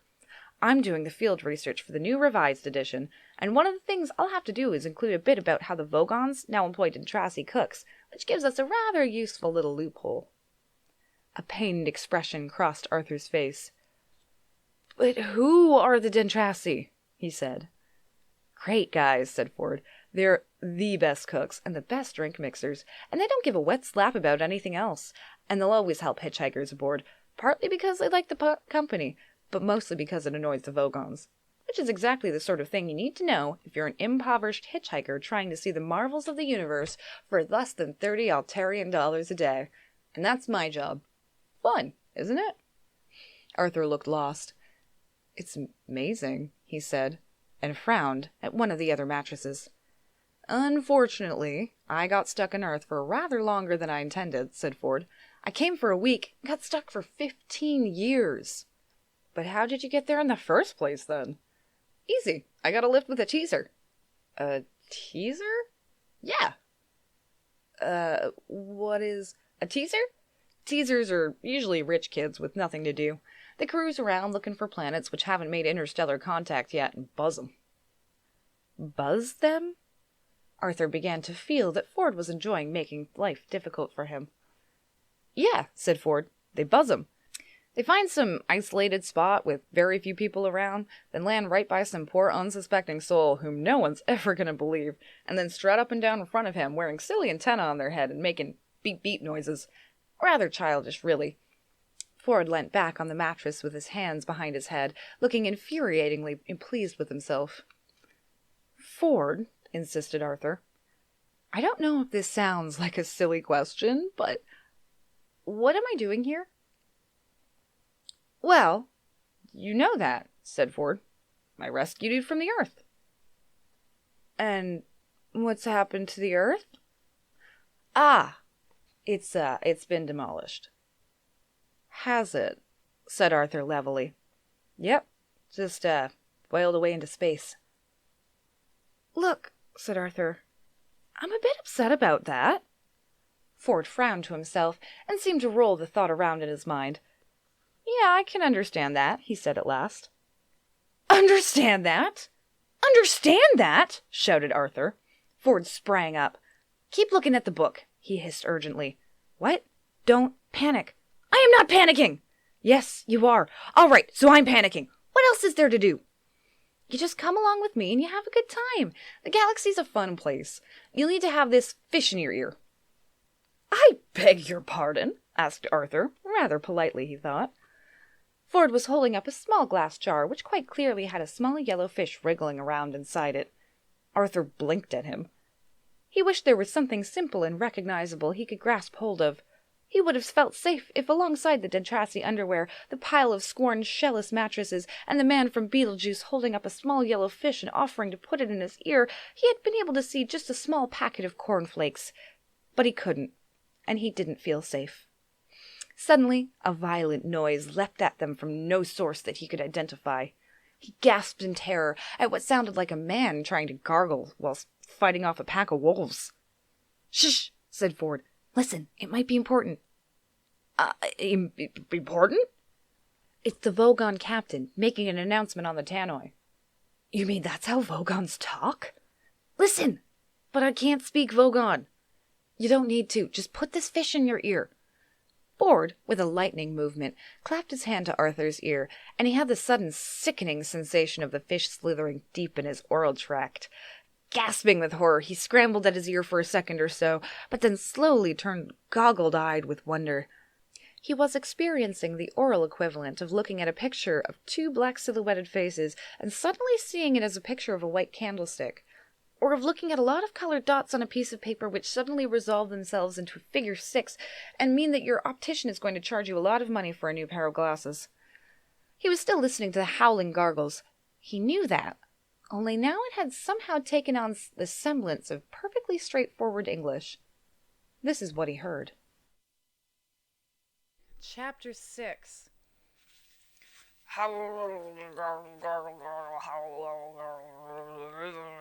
Should have had a good time. Message repeats. This is your captain speaking, so stop whatever you're doing and pay attention. First of all, I see from our instruments that we have a couple of hitchhikers aboard. Hello, wherever you are. I just want to make it totally clear that you are not at all welcome. I worked hard to get to where I am today, and I did not become captain of a Vogon constructor ship simply so I could turn it into a taxi service for a load of degenerate freeloaders. I have sent out a search party, and as soon as they find you, I will put you off my ship. If you're lucky enough, I might read you some of my poetry first. Secondly, we are about to jump into hyperspace for the journey to Barnard's star. On arrival, we will stay in dock for a 72-hour refit, and no one's to leave the ship during that time. I repeat, all planet leave is cancelled. I've just had an unhappy love affair, so I don't see why anybody else should have a good time. Message ends. The noise stopped. Arthur discovered, to his embarrassment, that he was lying curled up in a small ball on the floor, with his arms wrapped round his head. He smiled weakly. "Charming man," he said. "I wish I had a daughter so I could forbid her to marry one." "You wouldn't need to," said Ford. "They've got about as much sex appeal as a road accident. No, don't move," he added, as Arthur began to uncurl himself. "You better be prepared for the jump into hyperspace. It's unpleasantly like being drunk." "What's so unpleasant about being drunk?" "You ask a glass of water." Arthur thought about this. "Ford," he said. "Yeah?" What's this fish doing in my ear? It's translating for you. It's a babblefish. Look it up in the book if you'd like. He tossed over The Hitchhiker's Guide to the Galaxy and then curled up into a fetal ball to prepare himself for the jump. At that moment, the bottom fell out of Arthur's mind. His eyes turned inside out. His feet began to leak out the top of his head. The room folded flat around him, spun around, shifted out of existence, and left him sliding into his own navel. They were passing through hyperspace. The babblefish, said The Hitchhiker's Guide to the Galaxy quietly, is a small yellow and leech-like, and probably the oddest thing in the universe. It feeds on brainwave energy received not from its own carrier, but from those around it. It absorbs all unconscious mental frequencies from this brainwave energy to nourish itself. It then excretes into the mind of its carrier a telepathic matrix formed by combining the conscious thought frequencies with nerve signals picked up from the speech centers of the brain, which has supplied them. The practical upshot of all of this is that if you stick a babblefish in your ear, you can instantly understand anything that is said to you in any form of language. The speech patterns you actually hear decode the brainwave matrix which has been fed into your mind by the babblefish. Now, it is such a bizarrely improbable coincidence that anything so mind-bogglingly useful could ever have evolved purely by chance, and some thinkers have chosen to see it as a final and clinching proof of the non-existence of God. The argument goes something like this. I refuse to prove that I exist, says God, for proof denies faith, and without faith I am nothing. But, says man, the babblefish is a dead giveaway, isn't it? It could not have evolved by chance. It proves you exist, and so therefore, by your own arguments, you don't. Q-E-D. Oh dear, says God, I hadn't thought of that, and promptly vanishes in a puff of logic. Oh, that was easy, says man, and for an encore goes on to prove that black is white and gets himself killed on the next zebra crossing. Most leading theologians claim that this argument is a load of dingo's kidneys, but that didn't stop Oolong Kulifid making a small fortune when he used it as the central theme of his best-selling book, Well, That About Wraps It Up for God. Meanwhile, the poor babblefish, by effectively removing all barriers to communication between different races and cultures, has caused more and bloodier wars than anything else in the history of creation. Arthur let out a low groan. He was horrified to discover that the kick through hyperspace hadn't killed him. He was now 6 light years from the place that the Earth would have been, if it still existed. The Earth. Visions of it swam sickeningly through his nauseated mind. There was no way his imagination could feel the impact of the whole Earth having gone. It was too big. He prodded his feelings by thinking that his parents and his sister had gone. No reaction. He thought of all the people who he had been close to. No reaction. Then he thought of a complete stranger he had been standing behind in the queue of the supermarket 2 days before and felt a sudden stab. The supermarket was gone. Everyone in it was gone. Nelson's column had gone. Nelson's column had gone, and there would be no outcry because there was no one left to make an outcry. From now on, Nelson's column only existed in his mind. England only existed in his mind. His mind, stuck here, in this dank, smelly, steel-lined spaceship. A wave of claustrophobia closed in on him. England no longer existed. He got that. Somehow he got that. He tried again. America, he thought, has gone. He couldn't grasp it. He decided to start smaller again. New York has gone. No reaction. He never seriously believed it existed anyways. Neither do I. The dollar, he thought, has sunk forever. Slight tremor there. Every Bogart movie has been wiped, he said to himself, and that gave him a nasty knock. McDonald's, he thought. There is no longer any such thing as a McDonald's hamburger. He passed out. When he came round a second later, he found he was sobbing for his mother. He jerked himself violently to his feet. Ford! Ford looked up from where he was sitting in a corner, humming to himself. He always found the actual traveling through space part of space travel rather trying. Yeah, he said. If you're a researcher on this book thing, and you were on Earth, you must have been gathering material on it. Well, I was able to extend the original entry a bit, yeah. Well, let me see what it says in this edition, then. I've got to see it. Yeah, okay. He passed it over again. Arthur grabbed hold of it and tried to stop his hands shaking. He pressed the entry for the relevant page. The screen flashed and swirled and resolved into a page of print. Arthur stared at it. It doesn't have an entry, he burst out. Ford looked over his shoulder. Yes, it does. Down there. See? At the bottom. Bottom of the screen. just under Eccentrica galumbits, the triple-breasted whore of Eroticon 6. Arthur followed Ford's finger and saw where it was pointing. For a moment, it still didn't register. Then his mind nearly blew up. What? Harmless? Is that all it's got to say? Harmless? One word? Ford shrugged. Well, there are 100 billion stars in the galaxy, and only a limited amount of space in the book's microprocessors. No one knew much about the Earth, of course. Well, for God's sakes, I hope you managed to rectify that a bit. Oh, yes, well, I managed to transmit a new entry off to the editor. He had to trim it a bit, but it's still an improvement.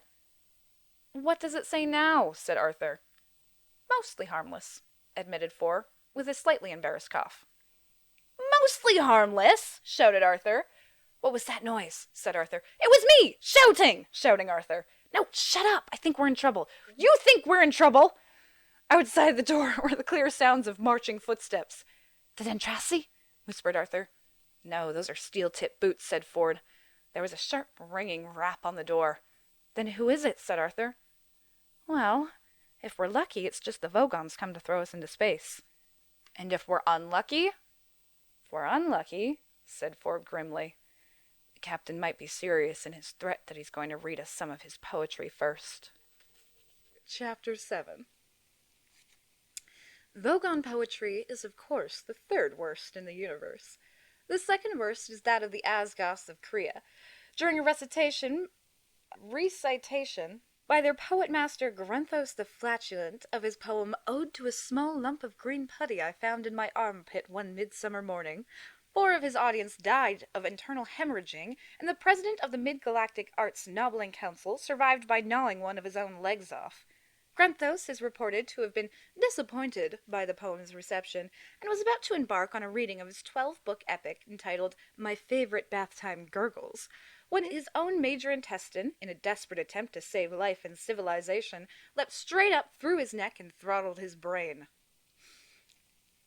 The very worst poetry of all perished along with its creator, Polly Nansa Millstone Jennings of Greenbridge, Essex, England, in the destruction of the planet Earth.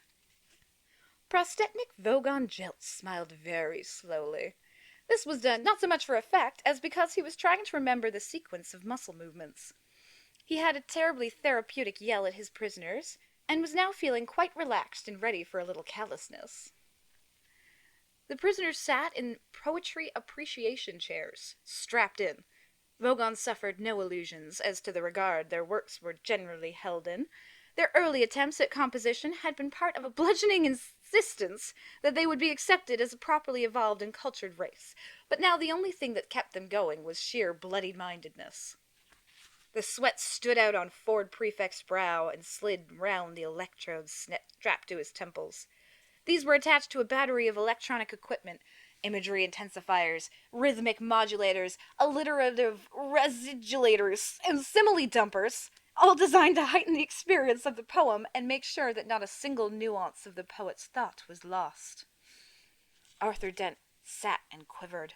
He had no idea what he was in for, but he knew that he hadn't liked anything that had happened so far, and didn't think that things were about to change. The Vogon began to read, a fetid little passage of his own devising. "Oh, Freddled Gruntbugley," he began. Spasm racked Ford's body. This was worse than he'd even been prepared for. "Thy micturations are to me as blurbled globbleglotch on a legged bee." "Ah!" went Ford Prefect, wrenching his head back as lumps of pain thumped through it. He could dimly see beside him Arthur lolling and rolling in his seat. He clenched his teeth. "Group, I implore thee," continued the merciless Vogon, "my foonting Turlingderons." His voice was rising to a horrible pitch of impassioned stridency. "And hooptitiously drangle me with crinkly bindle-wordles, or I will rend thee in the gubberworts with the blurgle cruncheon. See if I don't." "Yeah!" cried Ford Prefect, and threw one final spasm as the electronic enhancement of the last line caught him in full blast across the temples. He went limp. Arthur lulled. "Now, earthlings," whirred the Vogon, He didn't know that Ford Prefect was in fact from a small planet somewhere in the vicinity of Beetlejuice, and wouldn't have cared if he had. I present you with a simple choice. Either die in the vacuum of space, or... He paused for melodramatic effect. Tell me how good you thought my poem was. He threw himself backwards into a huge, leathery, bat-shaped seat and watched them. He did not smile again. Ford was rasping for breath. He rolled his dusty tongue round his parched mouth and moaned.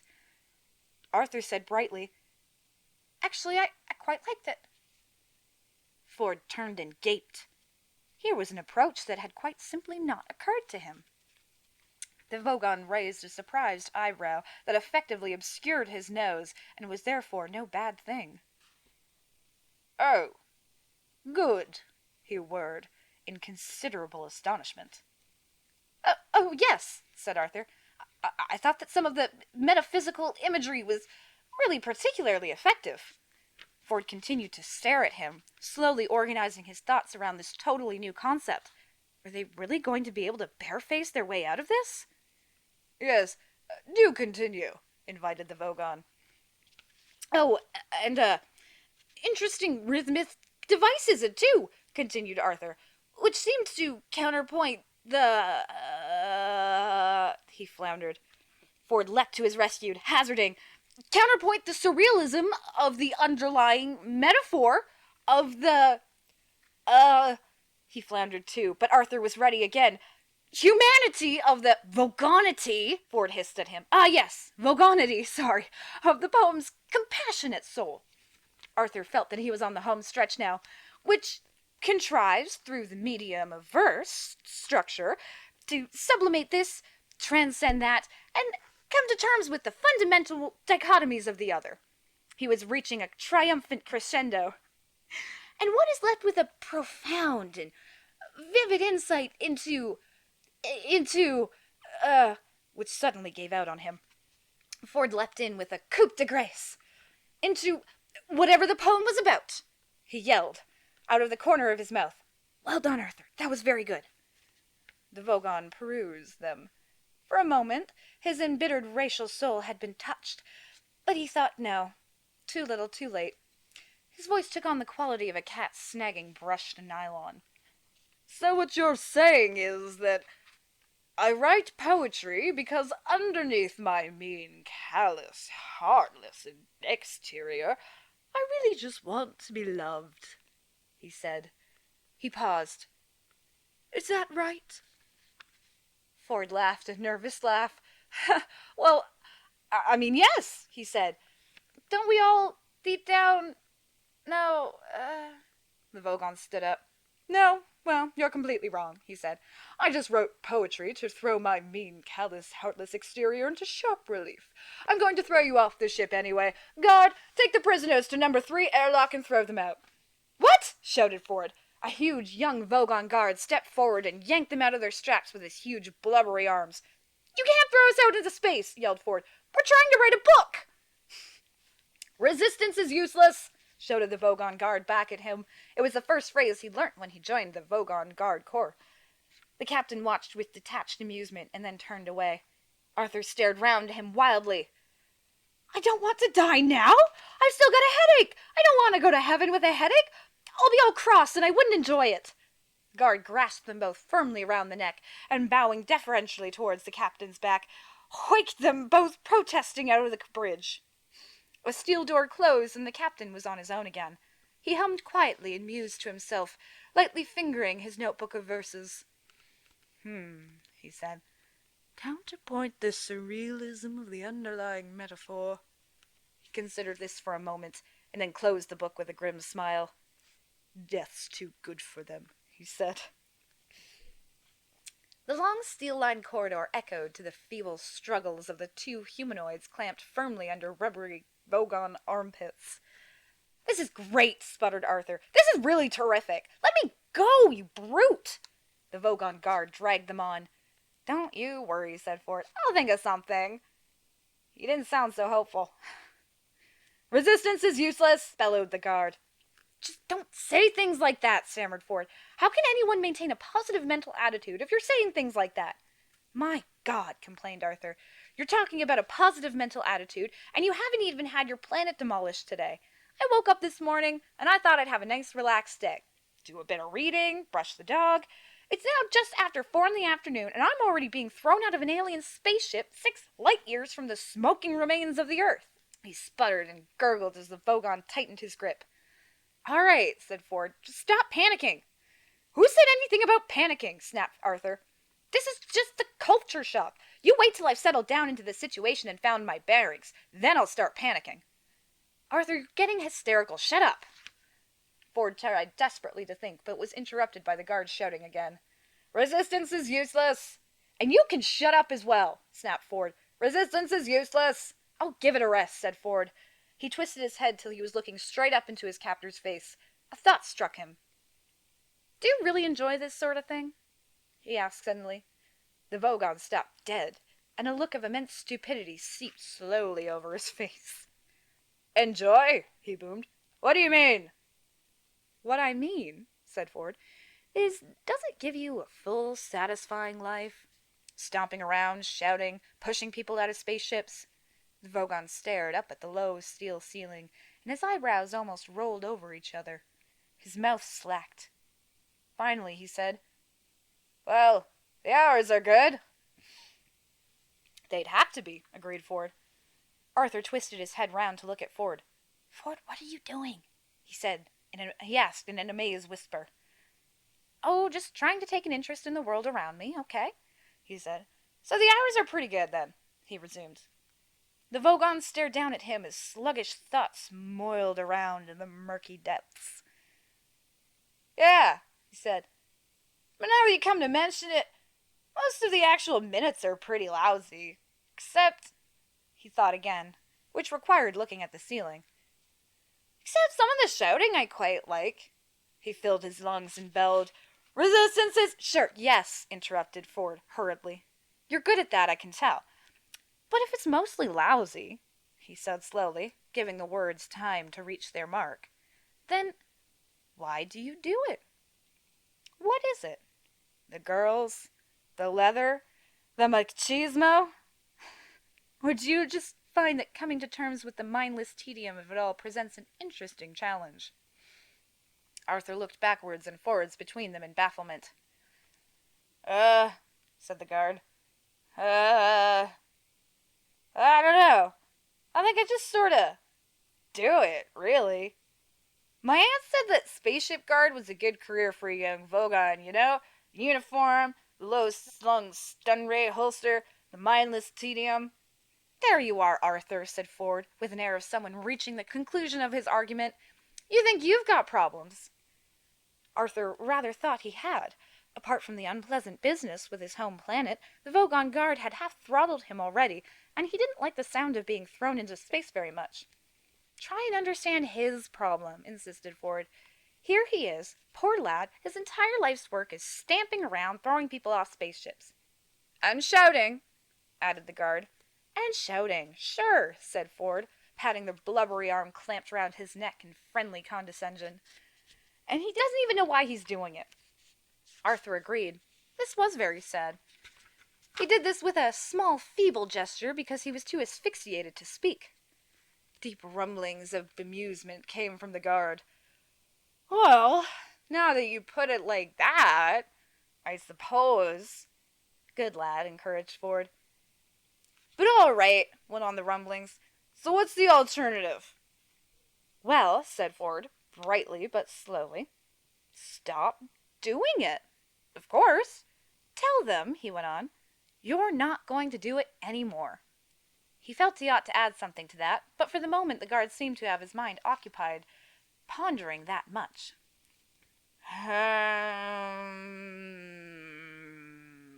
Said the guard. Well, that doesn't sound that great to me. Ford suddenly felt the moment slipping away. Now, wait a minute, he said. That's just the start. You see, there's more to it than that, you see. But at that moment, the guard renewed his grip and continued his original purpose of lugging his prisoners to the airlock. He was obviously quite touched.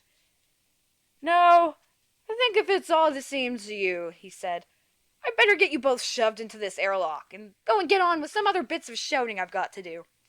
It wasn't the same to Ford Prefect at all. Come on now, but look, he said less slowly, less brightly. Said Arthur without any clear inflection. But hang on, perused Ford. There's music and art and things to tell you about. And resistance is useless, bellowed the guard, and then added, you see, if I keep it up, I can eventually get promoted to senior shouting officer. And there aren't usually many vacancies for non-shouting and non-pushing people about officers, so I think I better stick to what I know. They had now reached the airlock. A large circular steel hatchway of massive strength and weight led into the inner skin of the craft. The guard operated a control, and the hatchway swung smoothly open. But thanks for taking an interest, said the Vogon. Bye now. He flung Ford and Arthur through the hatchway into a small chamber within. Arthur lay panting for breath. Ford scrambled round and flung his shoulder uselessly against the reclosing hatchway. But listen, he shouted to the guard. There's a whole world you don't know anything about. Here, how about this? Desperately, he grabbed for the only bit of culture he knew offhand. He hummed the first bar of Beethoven's Fifth. Da da da da. Da da da da. No, said the guard. Not really. But I'll mention it to my aunt. If he had said anything further after that, it was lost. The hatchway sealed itself tight, and all sound was lost, bar the faint distant hum of the ship's engines. They were in a brightly polished cylindrical chamber about 6 feet in diameter and 10 feet long. Ford looked round it, panting. Potentially bright lad, I thought, he said, and slumped against the curved wall. Arthur was still lying in the curve of the floor where he had fallen. He didn't look up. He just lay panting. We're trapped now, aren't we? Yes, said Ford. We're trapped. Well, didn't you think of anything? I thought you said we were going to think of something. Perhaps you thought of something and I didn't notice? Oh, yes, I thought of something, panted Ford. Arthur looked up expectantly. But unfortunately, continued Ford, it rather involved being on the other side of this airtight hatchway. He kicked the hatch they had just been thrown through. But it was a good idea, was it? Oh, yes, very neat. What was it? Well, I hadn't worked out the details yet. Not much point now, is there? So, what happens next? Asked Arthur. The hatchway in front of us will open automatically in a few moments, and we'll shoot out into deep space, I expect, and asphyxiate. If you take a lungful of air with you, you can last for up to 30 seconds, of course, said Ford. He stuck his hands behind his back, raised his eyebrows, and started to hum an old Beetlejuicean battle hymn. To Arthur's eyes, he looked suddenly very alien. So this is it, said Arthur. We are going to die. Yes, said Ford. Except, no, wait a minute! He suddenly lunged across the chamber at something behind Arthur's line of vision. What's this switch? He cried. What? Where? Cried Arthur, twisting round. No, I was only fooling, said Ford. We're going to die after all. He slumped against the wall again and carried on the tune from where he had left off. You know, said Arthur, it's at times like this, when I'm trapped in a Vogon airlock with a man from Beetlejuice and about to die of asphyxiation in deep space, that I really wish I'd listened to what my mother told me when I was young. Why? What did she tell you? I don't know, I didn't listen. Oh, Ford carried on humming. This is terrific, Arthur thought to himself. Nelson's column is gone. McDonald's have gone. All that's left is me and the words mostly harmless. Any second now, all that will be left is mostly harmless. And yesterday, the planet seemed to be going so well. A motor whirred. A slight hiss built into a deafening roar of rushing air as the outer hatchway opened onto an empty blackness studded with tiny, impossibly bright points of light. Ford and Arthur popped out into space like corks from a toy gun. Chapter 8. The Hitchhiker's Guide to the Galaxy is a wholly remarkable book. It's been compiled and recompiled many times over the years, and under many different editorships. It contains contributions from countless numbers of travelers and researchers. The introduction begins like this. Space, it says, is big. Really big. You just won't believe how vastly, hugely, mind-bogglingly big it is. I mean, You may think it's a long way down the road to the chemist, but that's just peanuts to space. Listen. And so on.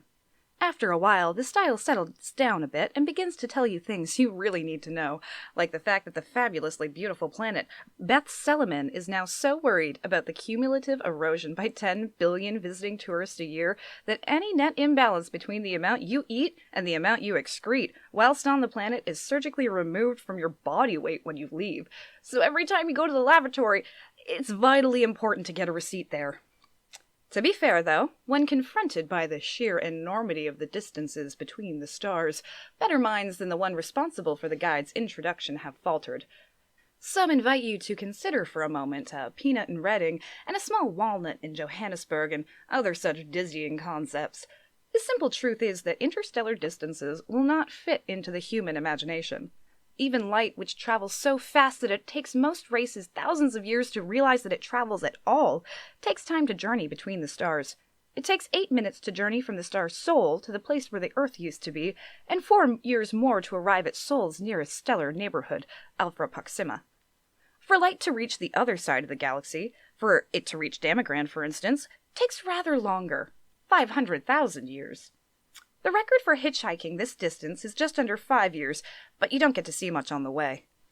The Hitchhiker's Guide to the Galaxy says that if you hold a lungful of air, you can survive in the total vacuum of space for about 30 seconds. However, it does go on to say that, what with space being the mind-boggling size it is, the chances of getting picked up by another ship within those 30 seconds are 2 to the power of 276,709 to 1 against.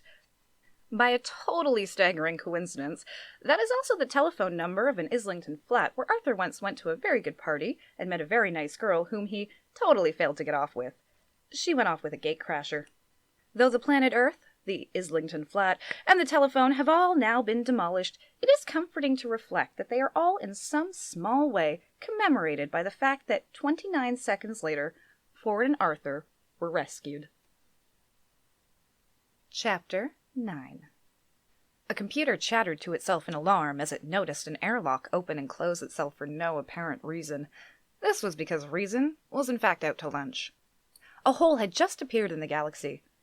It was exactly a nothingth of a second long, a nothingth of an inch wide, and quite a lot of millions of light years from end to end.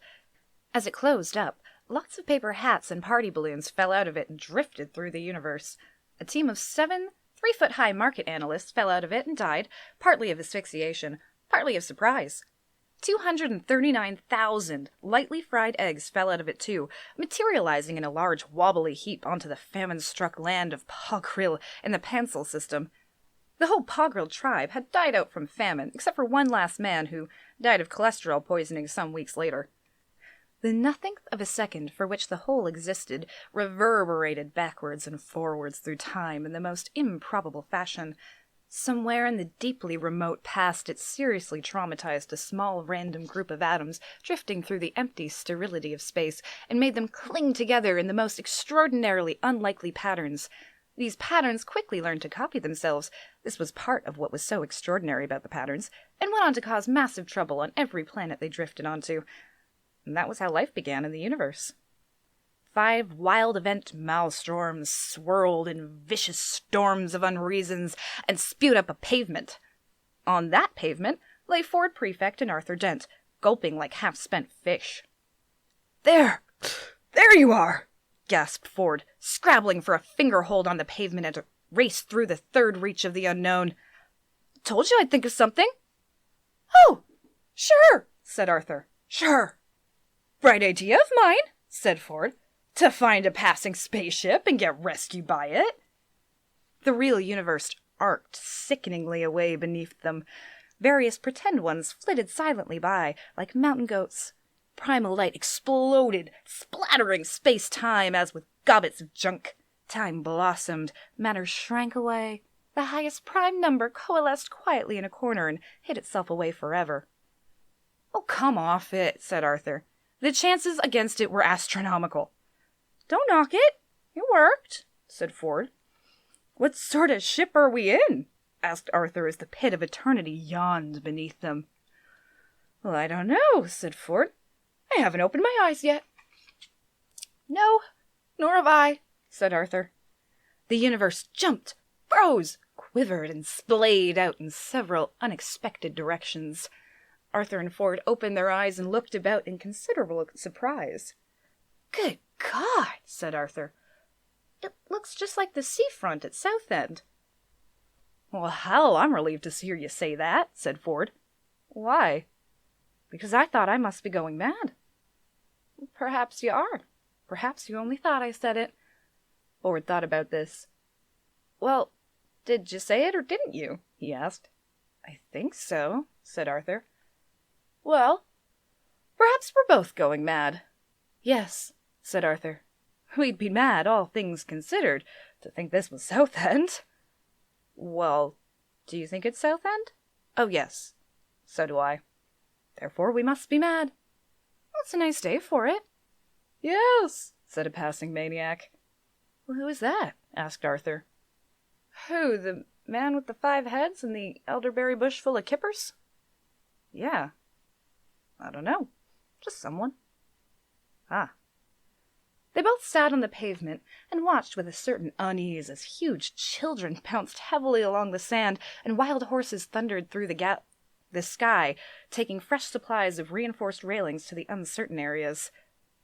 You know, said Arthur with a slight cough, if this is Southend, there's something very odd about it. You mean the way the sea stays steady as a rock and the buildings keep washing up and down? Said Ford. Yeah, I thought that was odd, too. In fact, he continued, as with a huge bang, Southend split itself into 6 equal segments, which danced and span giddily around each other in lewd and licentious formations. There is something altogether very strange going on. Wild yowling noises of pipes and strings seared through the wind. Hot doughnuts popped out of the road for 10 pence each. Horrid fish stormed out of the sky, and Arthur and Ford decided to make a run for it. They plunged through heavy walls of sound, mountains of archaic thought, valleys of mood music, bad shoe sessions, and footling bats, and suddenly heard a girl's voice. It sounded quite a sensible voice, but it just said, 2 to the power of 100,000 to 1 against and falling. And that was all. Ford skidded down a beam of light and spun around trying to find a source for the voice, but could see nothing he could seriously believe in. What was that voice? Shouted Arthur. I don't know, yelled Ford. I don't know. Sounded like a measurement of probability? Probability? What do you mean? Probability. You know, like 2 to 1, 3 to 1, 5 to 4 against it. It said 2 to the power of 100,000 to 1 against. That's pretty improbable, you know. A 1,000,000-gallon vat of custard upended itself on them without warning. Blah! What does it mean? Cried Arthur. What, the custard? No, the measurement of improbability. I don't know. I don't know at all. I think we're on some kind of spaceship. I can only assume, said Arthur, that this is not the first-class compartment. Bulges appeared in the fabric of space-time. Great ugly bulges. Said Arthur as he felt his body softening and bending in unusual directions.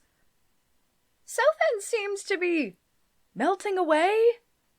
The stars are swirling. Dust bowl? My legs are drifting off into the sunset. And my left arm's come off, too. A frightening thought struck him. How am I going to operate my digital watch now?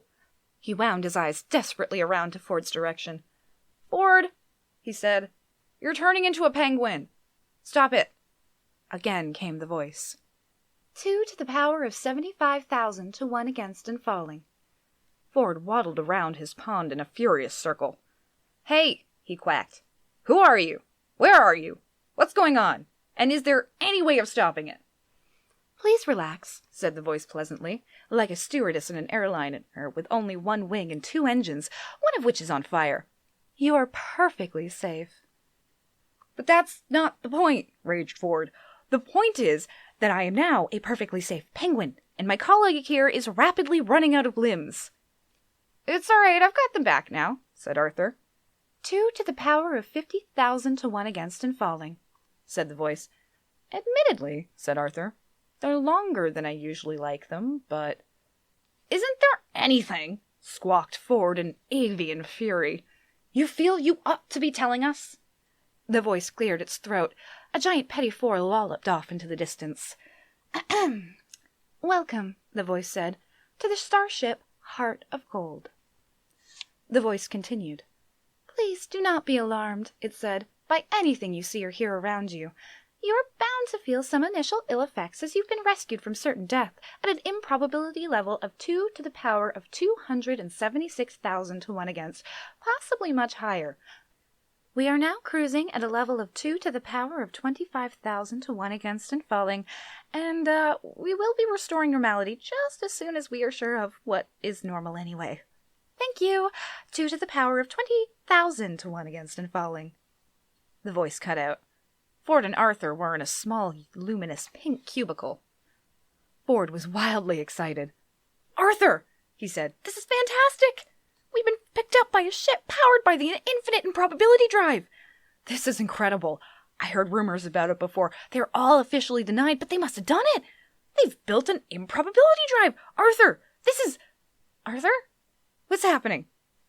Arthur had jammed himself against the door to the cubicle, trying to hold it closed, but it was ill-fitting.